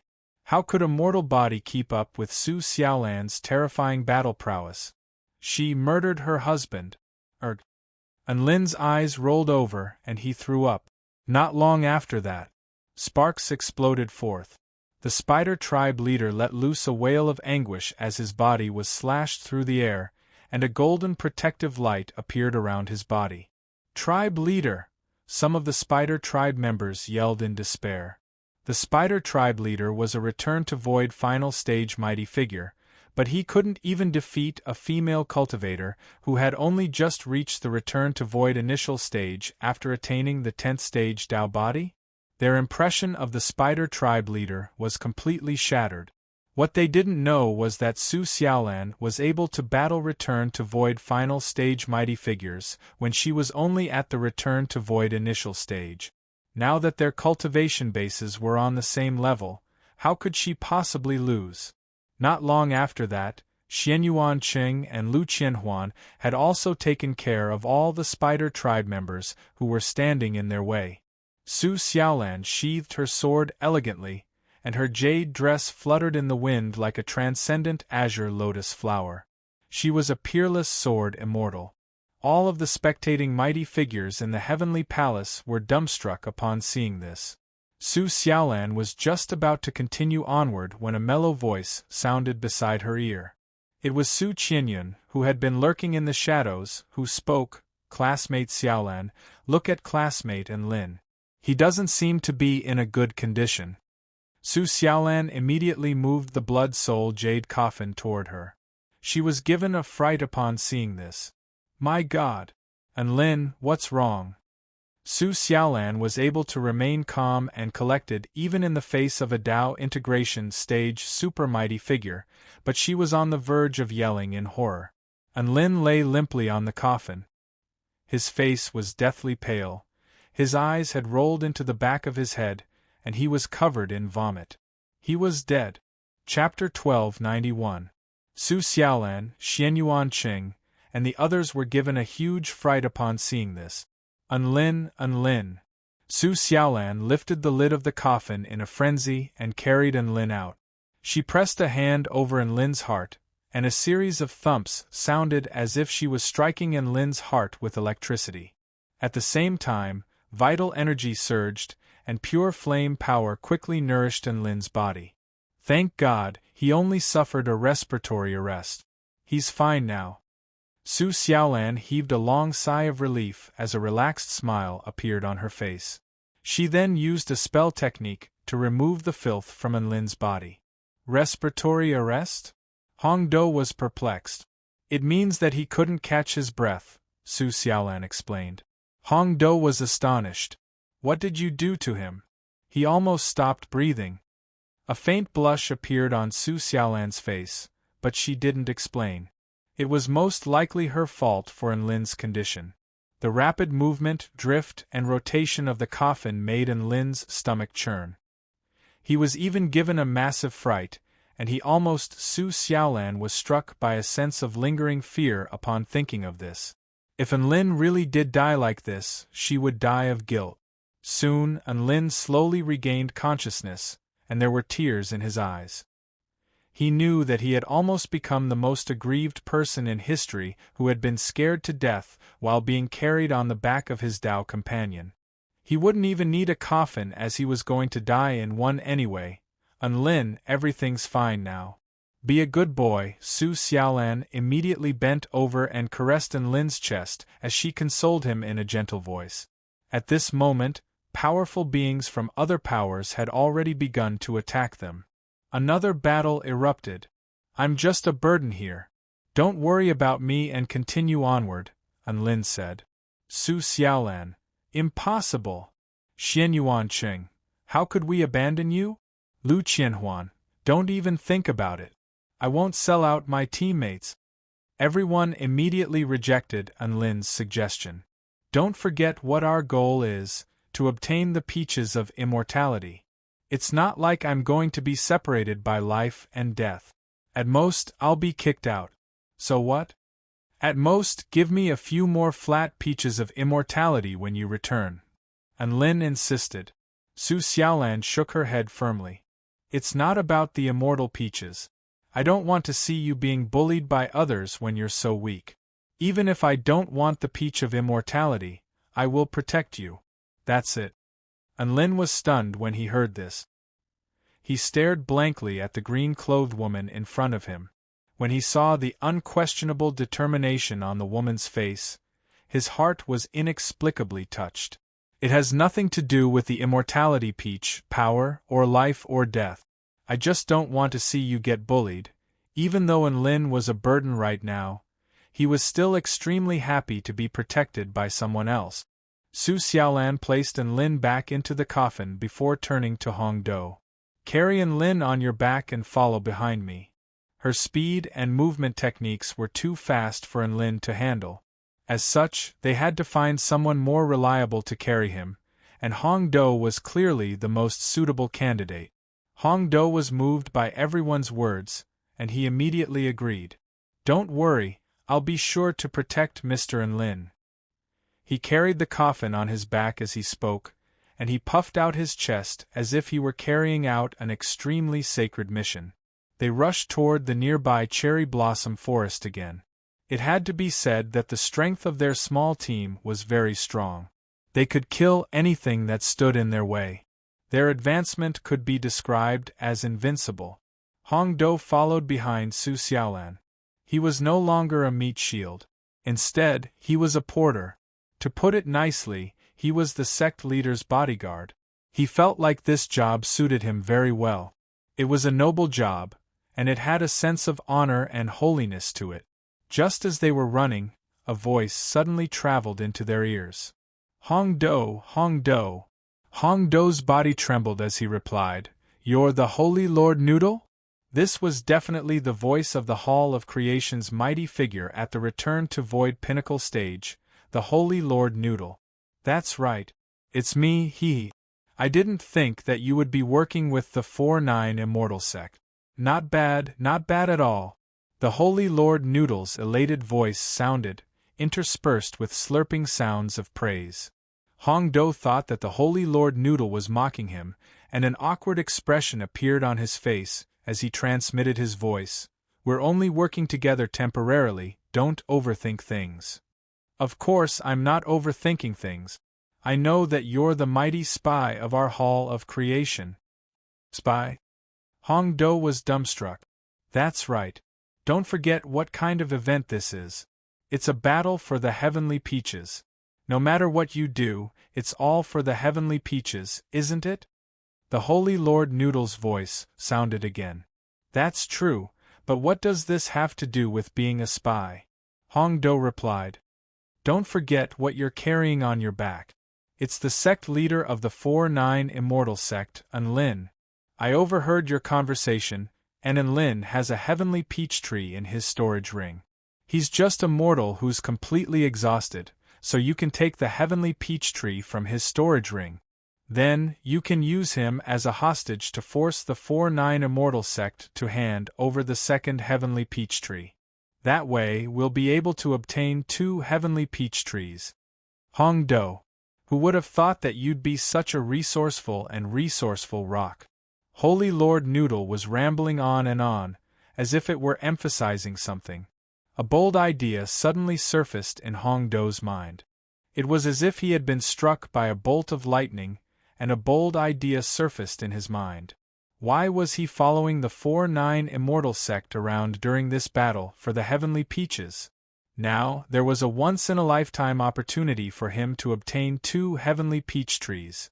The Holy Lord Noodle had already proposed a method, so it was completely feasible in theory. Hong Do, what are you hesitating for? If you're afraid of retaliation from the 4-9 Immortal Sect, the Black Dog and I can help you, and we'll split the heavenly peaches 50-50. How does that sound? Holy Lord Noodle's offer was extremely enticing to Hong Do. Hong Do was tempted. He was a member of the Hall of Creation, and he was only with the 4-9 Immortal Sect for the Heavenly Peaches. Now that there was a better way to obtain the Heavenly Peaches, why wouldn't he do it? Lin, Su Xiaolan, didn't you guys look down on me? Hong Do was going to do something big for all of you and give you a fright. Hong Do immediately wanted to put down the coffin and pull out Lin. However, his hand faltered in midair, and his scorching eyes regained some clarity. Hong Do, what are you hesitating for? Hurry up, there's no time left. The Holy Lord Noodle urged in an urgent voice. A bowl of noodles and a black dog had already entered the battlefield. Haha, look, there's a bowl of noodles here. One of the stone tribe living beings chortled with glee before slashing down toward the bowl of noodles. The Holy Lord Noodle floated out of the bowl before pulling out a soft, curly noodle to shield itself. Boom! A violent collision ensued. The stone tribe living being's eyes widened with incredulity. The sharp blade of the knife struck the noodle, but it was unable to slice through it, as if it had struck the toughest object in the world. Before it had a chance to react, a poached egg crashed into the stone tribe living being's chest like a cannonball, upon which a resounding boom rang out. As if something had exploded, the stone tribe living being threw up a mouthful of blood, and its eyes rolled over into the back of its head as it crashed to the ground. A golden protective light appeared around its body, and it had been eliminated. It was like striking a rock with an egg. This was a poached egg that had evolved into a spirit. Hong Do. The Holy Lord Noodle was already closing in on Hong Do. Hong Do's body shuddered, and he immediately laid a hand on the coffin. Chapter 1292. Sage Noodle had already appeared behind him. As long as Hong Do opened the coffin and brought out Lin, they would be able to take the heavenly peach tree with ease. Then, they could use Lin as a hostage to threaten the 4-9 Immortal sect into handing over the other heavenly peach tree. The script had already been written, and all that was left was for Hong Do to execute. Hong Do's breathing accelerated as he urged himself to hurry up. Stoneman, be careful. Lu Qianhuan suddenly let loose a loud cry before kicking Hong Do aside. Whoosh! A crimson sword ray brushed past, leaving a long ravine in the ground. Seeing that his attack had failed, the man with the red longsword quickly retreated. But as he quickly retreated, his foot stepped on the ground, and the ground strangely protruded and became extremely hot, as if some terrifying energy was about to break out of its shell. Not good! His expression changed drastically, and he tried to escape with all his might. Rumble! A terrifying explosion suddenly occurred. The earth trembled. The man was blasted away like a rag, and he still had a terrified look on his face when he fainted. Xian Yuanqing smiled faintly. Everything in the world can be adjusted. Get rid of the yin and adjust the yang, and you will be able to turn into a yang object. The explosive demon is awesome. Isn't this a landmine? I understand. Lu Qianhuan replied excitedly. Xian Yuanqing's face darkened. He said solemnly, "This is the application of the myriad spirit Tai Chi Dao." Lu Qianhuan ignored him and extended a slender, lily-white hand toward Hong Do. Hurry up and get up, rock golem. Be careful in the future and don't get distracted. Our sect master's safety is in your hands, don't let us down. Don't worry, I'll definitely protect Lin. For some reason, Hong Do's heart was filled with warmth as he stood up with Lu Qianhuan. Was this the feeling of being trusted? He had entrusted the safety of a sect leader to it. Hong Do's heart shuddered as a thought occurred to him, and he immediately began to chastise himself. They trusted me so much, yet I was thinking about betraying Lin? Hong Do, are you the type to betray your teammates? The most hateful thing wasn't being cheated, but betrayal. Hong Do, go! A loud shout suddenly came from behind. It was quite clear that the Holy Lord Noodle couldn't hold back any longer and was planning to lay its cards on the table. At the same time, this left Hong Do with no way out. Barren earth lava. Hong Do roared as he slammed a palm into the ground. Rumble! The ground was uprooted, and scorching lava crashed toward Holy Lord Noodle and the Black Hound like tumbling meteors. Sage Noodle and the Black Hound's expressions both changed drastically. Boom, boom, boom. The ground not far away had turned into a land of lava. The high temperature and explosions were extremely terrifying. This was the most powerful attack Hong Do could unleash. The dust settled to reveal two disheveled figures. They had been completely unprepared for Hong Do's attack, so they had been struck by it. Hong Do, have you gone insane? Holy Lord Noodle's enraged voice sounded. You cheater! Woof! Black Hound also barked in exasperation. You will never be able to prove yourself by doing this, you loser. I've already given you the plan, so you still have a chance to change your mind. Hurry up and kill Lin. Holy Lord Noodle began to provoke Hong Do. Hong Do remained expressionless as he slowly withdrew his fist. Can I really prove myself by obtaining the heavenly peach tree like this? No, that will only make Lin and the others look down on me even more. I, Hong Do, am not that kind of person. Black Hound was dumbstruck. Prove yourself to the 4-9 Immortal Sect? What the F***CK? Is this Hong Do from the Hall of Creation or the 4-9 Immortal Sect? Has he been drugged? Never would the Holy Lord Noodle have thought that something like this would happen. Hong Do puffed out his chest as if he were a mighty man. I, Hong Do, always have a clear conscience. Black Hound, Holy Lord Noodle, F***CK off. One noodle after another tore through the air before hurtling toward the coffin behind Hong Do. Holy Lord Noodle was going to use force. Hong Do immediately fled as he yelled for help. Help me! Light binding. A ring of light imbued with an extremely powerful restrictive power appeared behind Hong Do before sealing the noodle in place. Sorceress Lu Qianhuan had sprung into action. Final spark. A white pillar of energy tore through the earth before hurtling toward Holy Lord Noodle's face. Holy Lord Noodle was completely unfazed as a pair of golden chopsticks suddenly materialized from the noodle soup. The golden chopsticks exuded immortal tool energy fluctuations as they instantly materialized a light shield in front of Holy Lord Noodle. Boom! The pillar of light exploded, reducing the earth within a radius of several dozen meters to dust. Holy Lord Noodle was completely unscathed, and it continued to charge toward Hong Do. Lu Qianhuan's expression shifted. This noodle was no ordinary noodle. Hong Do had already made his way behind Su Xiaolan. Su Xiaolan was the most powerful being present, so he would only feel safe behind her. You reacted very well just then. A faint smile appeared on Su Xiaolan's face as she led the way for Hong Do. It's all very basic. Hong Do nodded in an awkward yet polite manner. No one knew what kind of mental struggle he had just undergone. Within the coffin, Lin nodded with approval at Hong Do's departing figure. He had actually heard everything that had just taken place and what Hong Do had said, so he knew what had transpired between Holy Lord Noodle and Hong Do, as well as Hong Do's decision. To be honest, Lin was a little surprised that Hong Do would make such a decision, but he was also very pleased that he hadn't trusted the wrong person. Holy Lord Noodle and the Black Dog were still in hot pursuit.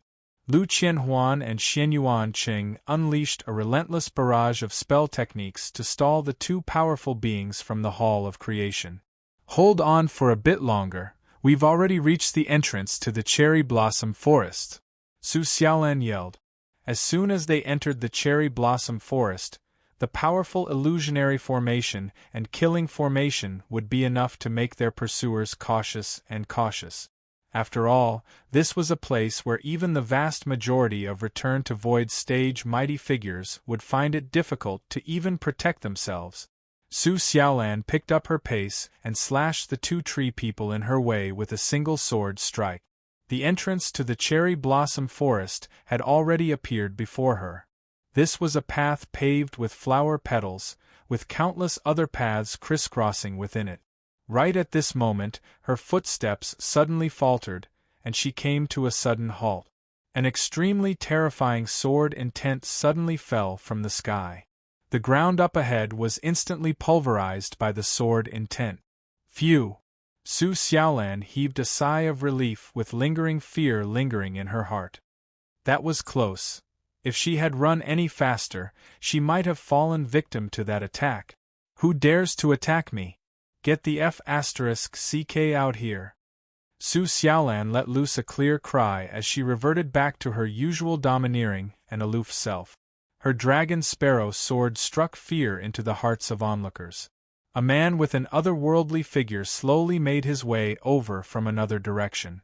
Each and every step he took seemed to follow some kind of rhythm, and he was as sharp as a sword and as ethereal as a cloud. Behind him were 5 blue-robed cultivators with powerful auras. "It's me, Lu Mingxian. You can't enter this cherry blossom forest. My heavenly sword sect has taken it." The man clasped his hands behind his back as he spoke in a cold voice. Chapter 1293. This was Lu Mingxian of the Heavenly Sword Sect, the number 1 sword immortal of the Kingdom of the 9 States and a Dao integration stage super mighty figure. When he announced that he had taken over the cherry blossom forest, everyone's first reaction was not mockery. Instead, they were filled with fear and indignation. "It's over. Lu Mingxian is here. What do we do?" "Don't worry. He's not invincible.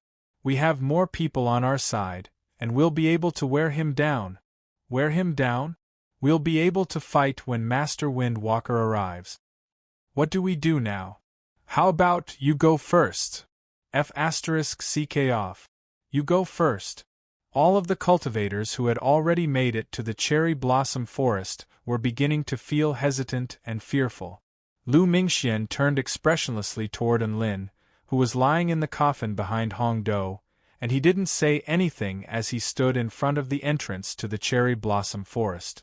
It was quite clear that he had made his stance very clear. "You want to enter the cherry blossom forest? Sure, you have to defeat him first." Lu Mingxuan's presence instantly intimidated the vast majority of the living beings present. Even Su Xiaolan and Xianyuan Qing didn't move, clearly not planning to fight to the death. The Heavenly Sword Sect has to enter the cherry blossom forest if they want to obtain the Heavenly Peach Tree. We'll wait for them to enter the cherry blossom forest before finding an opportunity to do so, Su Xiaolan suggested in a low voice. Everyone nodded upon hearing this. This was a good idea. If Lu Mingxian wanted to flex, then let him. Was he not going to enter the cherry blossom forest to obtain the Heavenly Peach Tree? Once he entered the illusionary formation, who would be able to stop the people outside? Lu Mingxian turned to the 5 people behind him. "All of the living beings in the cherry blossom forest have been eliminated. You guys go in to obtain the Heavenly Peach Tree. I'll guard the outside." "Yes." All of the Heavenly Sword Sect disciples extended respectful salutes before entering the cherry blossom forest. All of the 4-9 Immortal Sect members. They were waiting for Lu Mingxian to enter the cherry blossom forest, but he didn't want to? However, this also prevented a situation where a black horse suddenly appeared and stole the Heavenly Peach Tree. After all, the Peach Blossom Forest was filled with disciples of the Heavenly Sword Sect, so whose immortality peach tree could it be if not the Heavenly Sword Sect's? A beautiful woman did not enter the Peach Blossom Forest. Instead, she stood beside Lu Mingxian and looked at Enlin and the others with a cold smile on her face. "During the Saturn Peach Feast, my husband did not make a move because he cared about the reputation of the Celestial Court. Now my husband can make his move. Look at how cowardly all of you are. Where did the courage you used to shout at us go? Just a bunch of rats." Zhu Shan spoke with a disdainful expression on her face, and it was as if she were trying to vent all of her resentment. As soon as he finished speaking, a terrifying energy beam suddenly slammed into his face at an extremely fast speed. Her expression changed drastically, and it was too late for her to take any defensive measures. At the critical moment, Lu Mingxian unsheathed his bronze longsword and unleashed sword qi to shatter the energy beam. Huan, what are you doing?" Lu Mingxian shouted angrily. "There's a dog barking. I'm telling it to shut up. Can't I?" Lu Qianhuan raised her bright purple eyes and spoke in a cold and forceful voice. Zhu Shan's eyes widened, and her body trembled as she pointed at Lu Qianhuan. Her relationship with Lu Qianhuan wasn't very good, but it wasn't to the point where they would insult each other in public. However, Lu Qianhuan's actions had completely thrown away all pretense of cordiality. Huan, you've gone too far. How could you insult her in public? Lu Mingxian was enraged. Lu Qianhuan pointed at Zhu Shan. I insulted her? She called me a rat. Why didn't you say that to her? Lu Mingxian faltered upon hearing this, and he was rendered speechless. It was quite clear that when Zhu Shan was cursing the 4-9 immortal sect cultivators as a bunch of scoundrels, she had included Lu Qianhuan as well. However, Lu Mingxian remained completely unmoved and didn't say anything. A sense of guilt welled up in Lu Mingxian's heart as he glared at Zhu Shan. Zhu Shan lowered her head and retreated a few steps. A cold light flashed through Lu Qianhuan's eyes. Don't think that you can insult my friends just because you saved my father's life. I'm going to kill anyone who insults my friends. Mingxian. Zhu Shan turned to Lu Mingxian with tears of indignation on her face. You go in, I'll hold them off, Lu Mingxian said with a resigned expression. No, I want to be with you. I want to be with you. Zhu Shan looked at Lu Mingxian with deep emotions in her eyes as she spoke in a firm voice. Lu Qianhuan felt like she was going to vomit at the sight of Zhu Shan, and she rubbed her storage ring over and over again, as if she was thinking about something. Zhu Shan had already turned to all the other powerful beings present with a cold smile on her face. All of you stay outside. No one can enter the cherry blossom forest with my husband here. And Lin couldn't help but interject.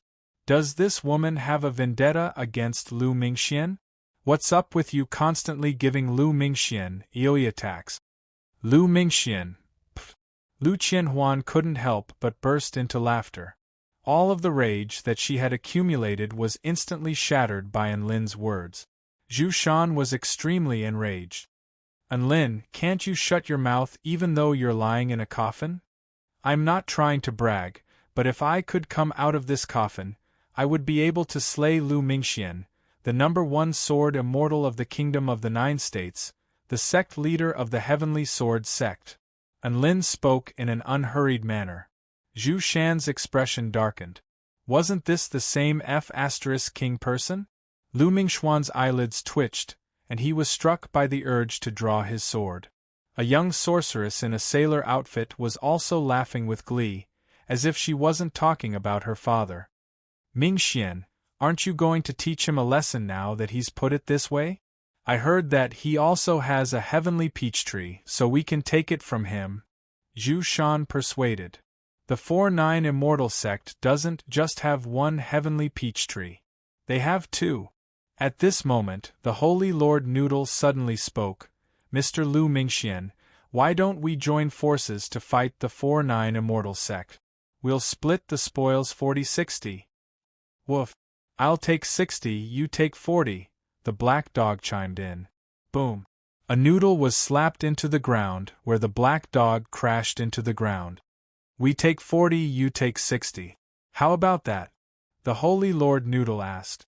If they couldn't win, then they could join forces with the Heavenly Sword sect. No matter how powerful the 4-9 immortal sect was, they wouldn't be able to withstand their combined attack. Zhu Shan immediately flared up. Who the F***ck do you think you are to join forces with the Heavenly Sword sect? Piss off if you don't want to die. Holy F***ck. This B***tch is insulting us. The black dog spat. The soup in the Holy Lord Noodle's bowl was boiling over.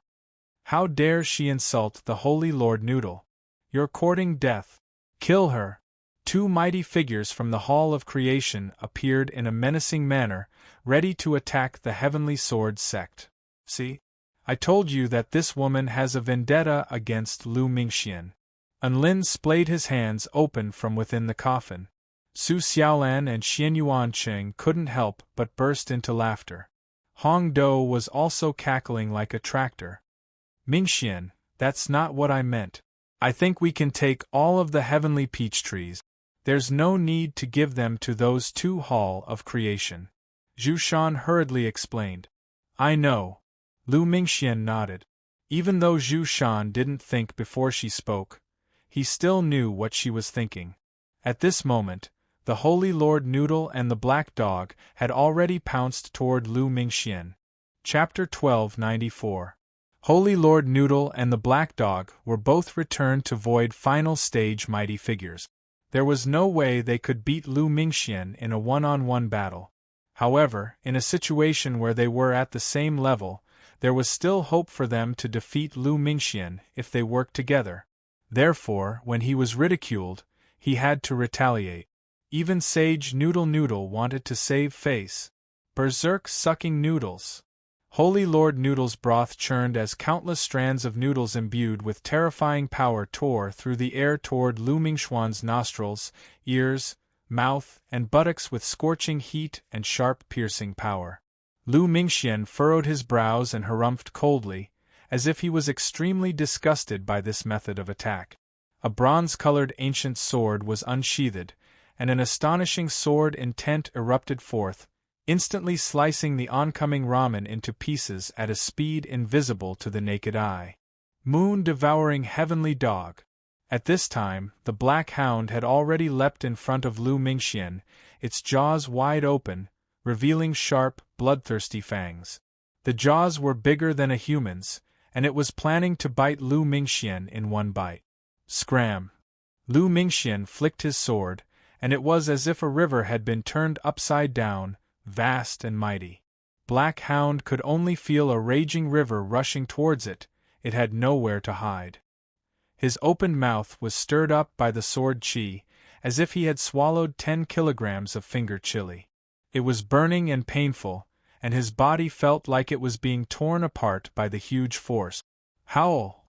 The Black Hound whimpered, and was flung hundreds of meters away by the sword chi. Holy Lord Noodle hurriedly backed away upon seeing this, as it turned to Lu Mingxian with shock and horror on its face. They're clearly at the same level of cultivation, so why is he still so strong? It was quite clear that Lu Mingxuan's combat prowess had exceeded Holy Lord Noodle's expectations. Even if it joined forces with Black Hound, they still wouldn't be able to defeat that bastard. Heh, Holy Lord Noodle, isn't this Lu Mingxian a little difficult to deal with? Why don't we join forces? Anlin's voice suddenly sounded from within the Blood Soul Jade coffin. Join forces? Everyone's expression changed. You're not joking, are you? The Holy Lord Noodle's broth shuddered violently. One had to realize that Holy Lord Noodle was still plotting against the 4-9 Immortal Sect. Now, the sect leader of the 4-9 Immortal Sect was asking them to join forces against Lu Mingxian? His heart was too big. I'm not joking. Anlin chuckled. All of us have the same goal, and that is to enter the Peach Blossom Forest and obtain the peaches of immortality within. Right now, Lu Mingxian is blocking the entrance to the Peach Blossom Forest. He's our common enemy. As the saying goes, the enemy of my enemy is my friend. Let's work together for now and defeat Lu Mingxian. After that, we'll enter the Peach Blossom Forest and rely on our own abilities. What do you think? Anlin's words enlightened Holy Lord Noodle and the Black Hound. Not only them, but the other forces that had gathered in the canyon were also eager to make a move. It wasn't that they didn't want to get rid of Lu Mingxian, it was just that they didn't dare to be the first to do so. Now that the sect leader of the 4-9 Immortal Sect had stepped forward, they were starting to have more ideas. Do you really think you can defeat my husband with just the few of you working together?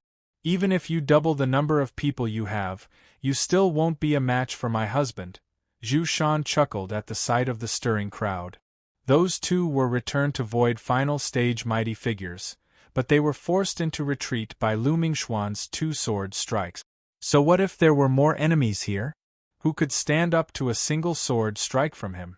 Zhu Shan's words were not without reason, but that didn't diminish everyone's rage toward Lu Mingxian in the slightest. Anyone would be displeased to be looked down upon like this. Right at this moment, an elated voice sounded from nearby. Anlin, it's Anlin and the others. This was a very gentle voice. Lin lay in his coffin, and was greeted by the sight of a purple-robed woman making her way toward him with an elated expression. Behind her were 4 people, all of whom possessed extremely powerful auras. They were none other than the Dark Wind Imperial Family powerful beings. Mr. Lin looks like he's in a difficult situation. Let's go and have a look. Xiang Fengyi, the Emperor of the Dark Wind Imperial Family, immediately made his way over to them. After a brief survey of the situation, there were a total of 5 powerful beings from the Dark Wind Imperial Family, and they had successfully joined forces with Lin. What a domineering heavenly sword sect! Do you really think the heroes of the Kingdom of the 9 States are pushovers? I, Xiang Fengyi, am going to see just how powerful your sword is. An immortal sword appeared in Xiang Fengyi's hand as he spoke, upon which a powerful sword intent erupted forth as he glowered at Lu Mingxian. The other powerful beings from the Dark Wind Imperial Family also unleashed their auras to suppress the man in the distance. Su Xiaolan, Xianyuan Cheng, and the others also unleashed their auras upon seeing this. Holy Lord Noodle and the Black Dog also unleashed their auras. The combined auras of all the powerful beings became more and more fearsome as vital energy surged violently, sending sand and pebbles flying into the air.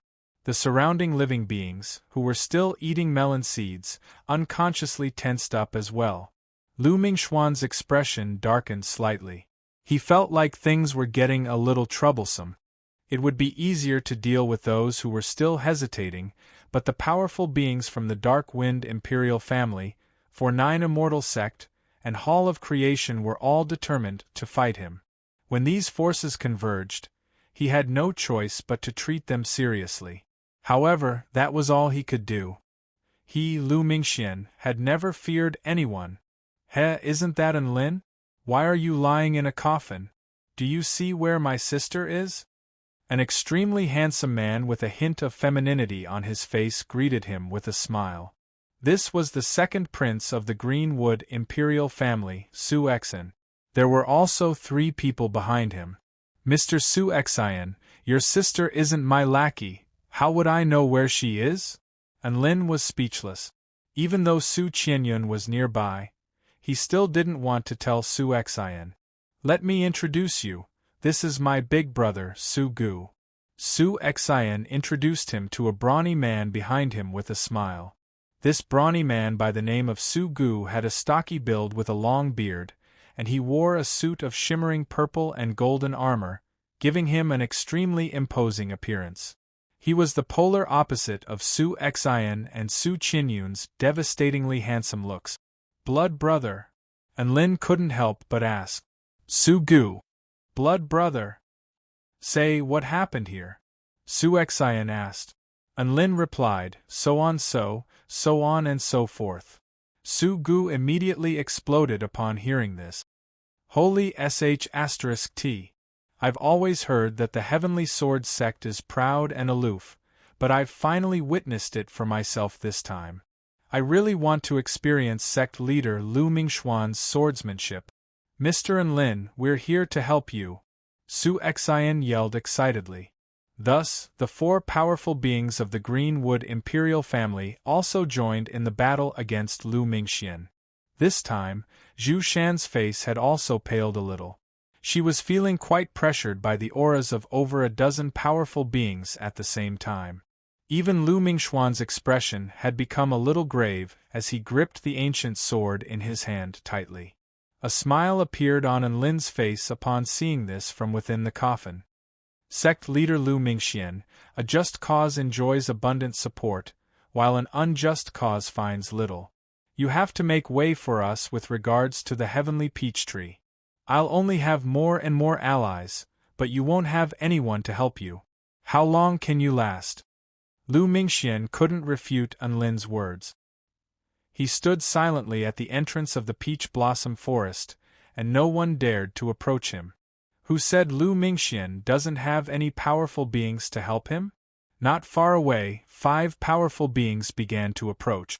The one in the lead was a woman in a black dress. Her eyes were as deep as ink, and she slowly rose to her feet with a mysterious smile on her face, as she wagged her long tail. Lu Mingxian, I'll help you take care of these people. The woman pointed at the blood soul jade coffin. After the battle, you can do whatever you want with the others, and I'll take care of Enlin. How does that sound? Chapter 1295. This was truly a case of calamity descending from the heavens while he was lying in his coffin. Enlin's entire body stiffened at the sight of the woman with the sinister smile on her face. This woman was none other than the monarch of the Snake Spirit clan, Black Spirit Snake. That's right, she was the same Black Spirit Snake who had clashed with Enlin on many occasions and had even fought him on many occasions, but Enlin had been tormented like a nightmare the entire time. Enlin belongs to you? Su Xiaolan's dragon sparrow sword glowed with a cold light as she glowered at the exquisitely beautiful snake woman before her, and her sword intent surged forth. So what if she was a Dao integration stage mighty figure? She was going to kill her for trying to steal Enlin. Lu Mingxian, what do you think? Black Spirit Snake narrowed her eyes as she turned to the handsome man beside her with a faint smile. Zhu Shan didn't dare to interject now. She knew that she couldn't afford to criticize this woman. Lu Mingxian nodded without any hesitation. All right, we'll do as you say. I'm very glad that you're willing to stand with me. He had no reason to refuse Black Spirit Snake. He was feeling a lot of pressure from the relentless influx of powerful beings, so he needed another powerful ally. Besides, if he really did reject Black Spirit Snake, what would he do if Black Spirit Snake turned on him in a fit of rage? Thus, the two Dao integration stage super mighty figures joined forces. All of the other living beings were struck by an indescribable sense of pressure.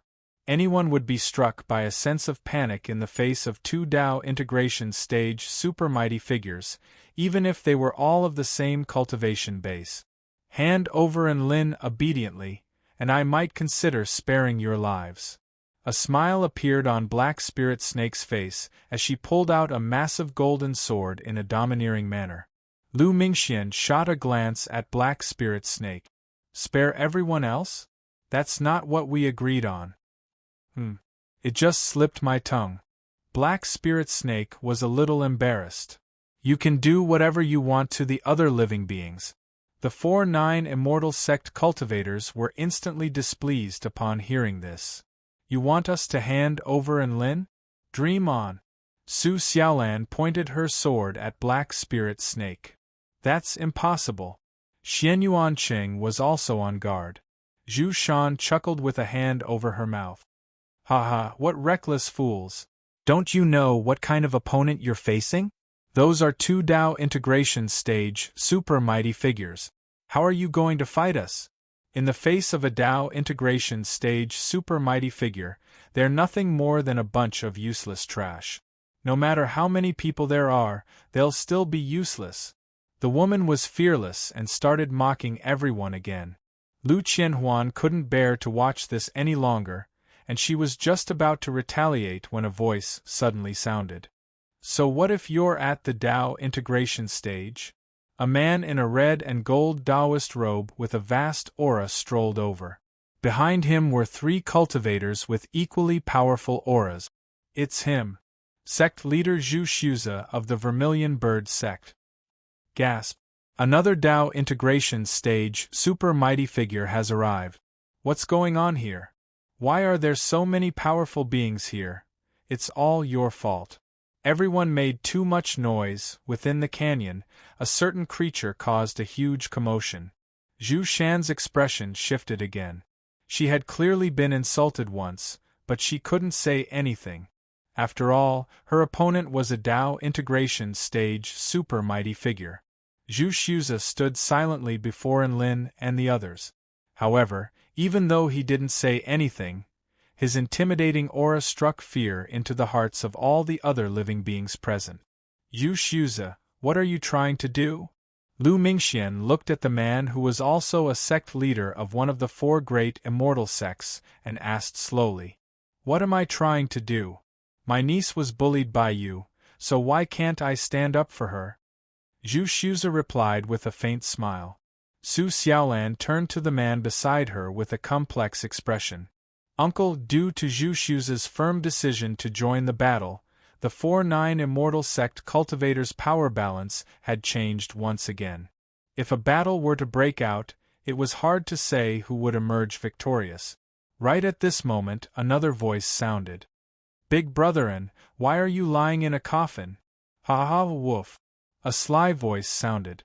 Everyone turned to discover an adorable and mighty white dog pouncing toward Lin with excitement. What was important was that behind it were the three immortal beast overlords, Bai Xian, Hu Xian, and the Grand Elder of the mythological beast sect, Kuei. Ha ha. Mr. Lin, who would have thought that someone as bad *SS as you would be lying in a coffin? Kuei chuckled. Even though he was mocking Lin, the friendliness in his voice was quite apparent. Mr. Lin, what's going on? Bai Xian asked with a concerned expression. Lin, so on so. Is the Heavenly Sword sect already this arrogant? Bai Xian flared up with rage. Let's see what gives you the right to stand at the entrance of the cherry blossom forest. Kuei's voice was like a clap of thunder as lightning crackled around its body. Its explosive temper had clearly been ignited. Thus, the powerful beings of the mythological beast sect also joined the 4-9 immortal sect. Zhu Shan, Lu Qianhuan and Black Spirit Snake both wore extremely grave expressions. The battle had yet to commence. Hee Cheng, why are you standing at the entrance? Can't you get in? An extremely handsome man who bore a slight resemblance to Xianyuan Qing made his way toward everyone. Even though he was alone, no one dared to underestimate him. This was because he was Xianyuan Lun, the sect leader of the 10,000 Spirits Immortal Sect, a Dao integration stage super mighty figure. Father! Xianyuan Qing extended a serious salute. All right, there's no need for such formalities. What are you two doing here? Xianyuan Luan asked with a warm smile. Xianyuan Qing, so on so. A hint of rage appeared on Xianyuan Luan's face upon hearing this. So on, Lu Mingxian, Black Spirit Snake, how dare you?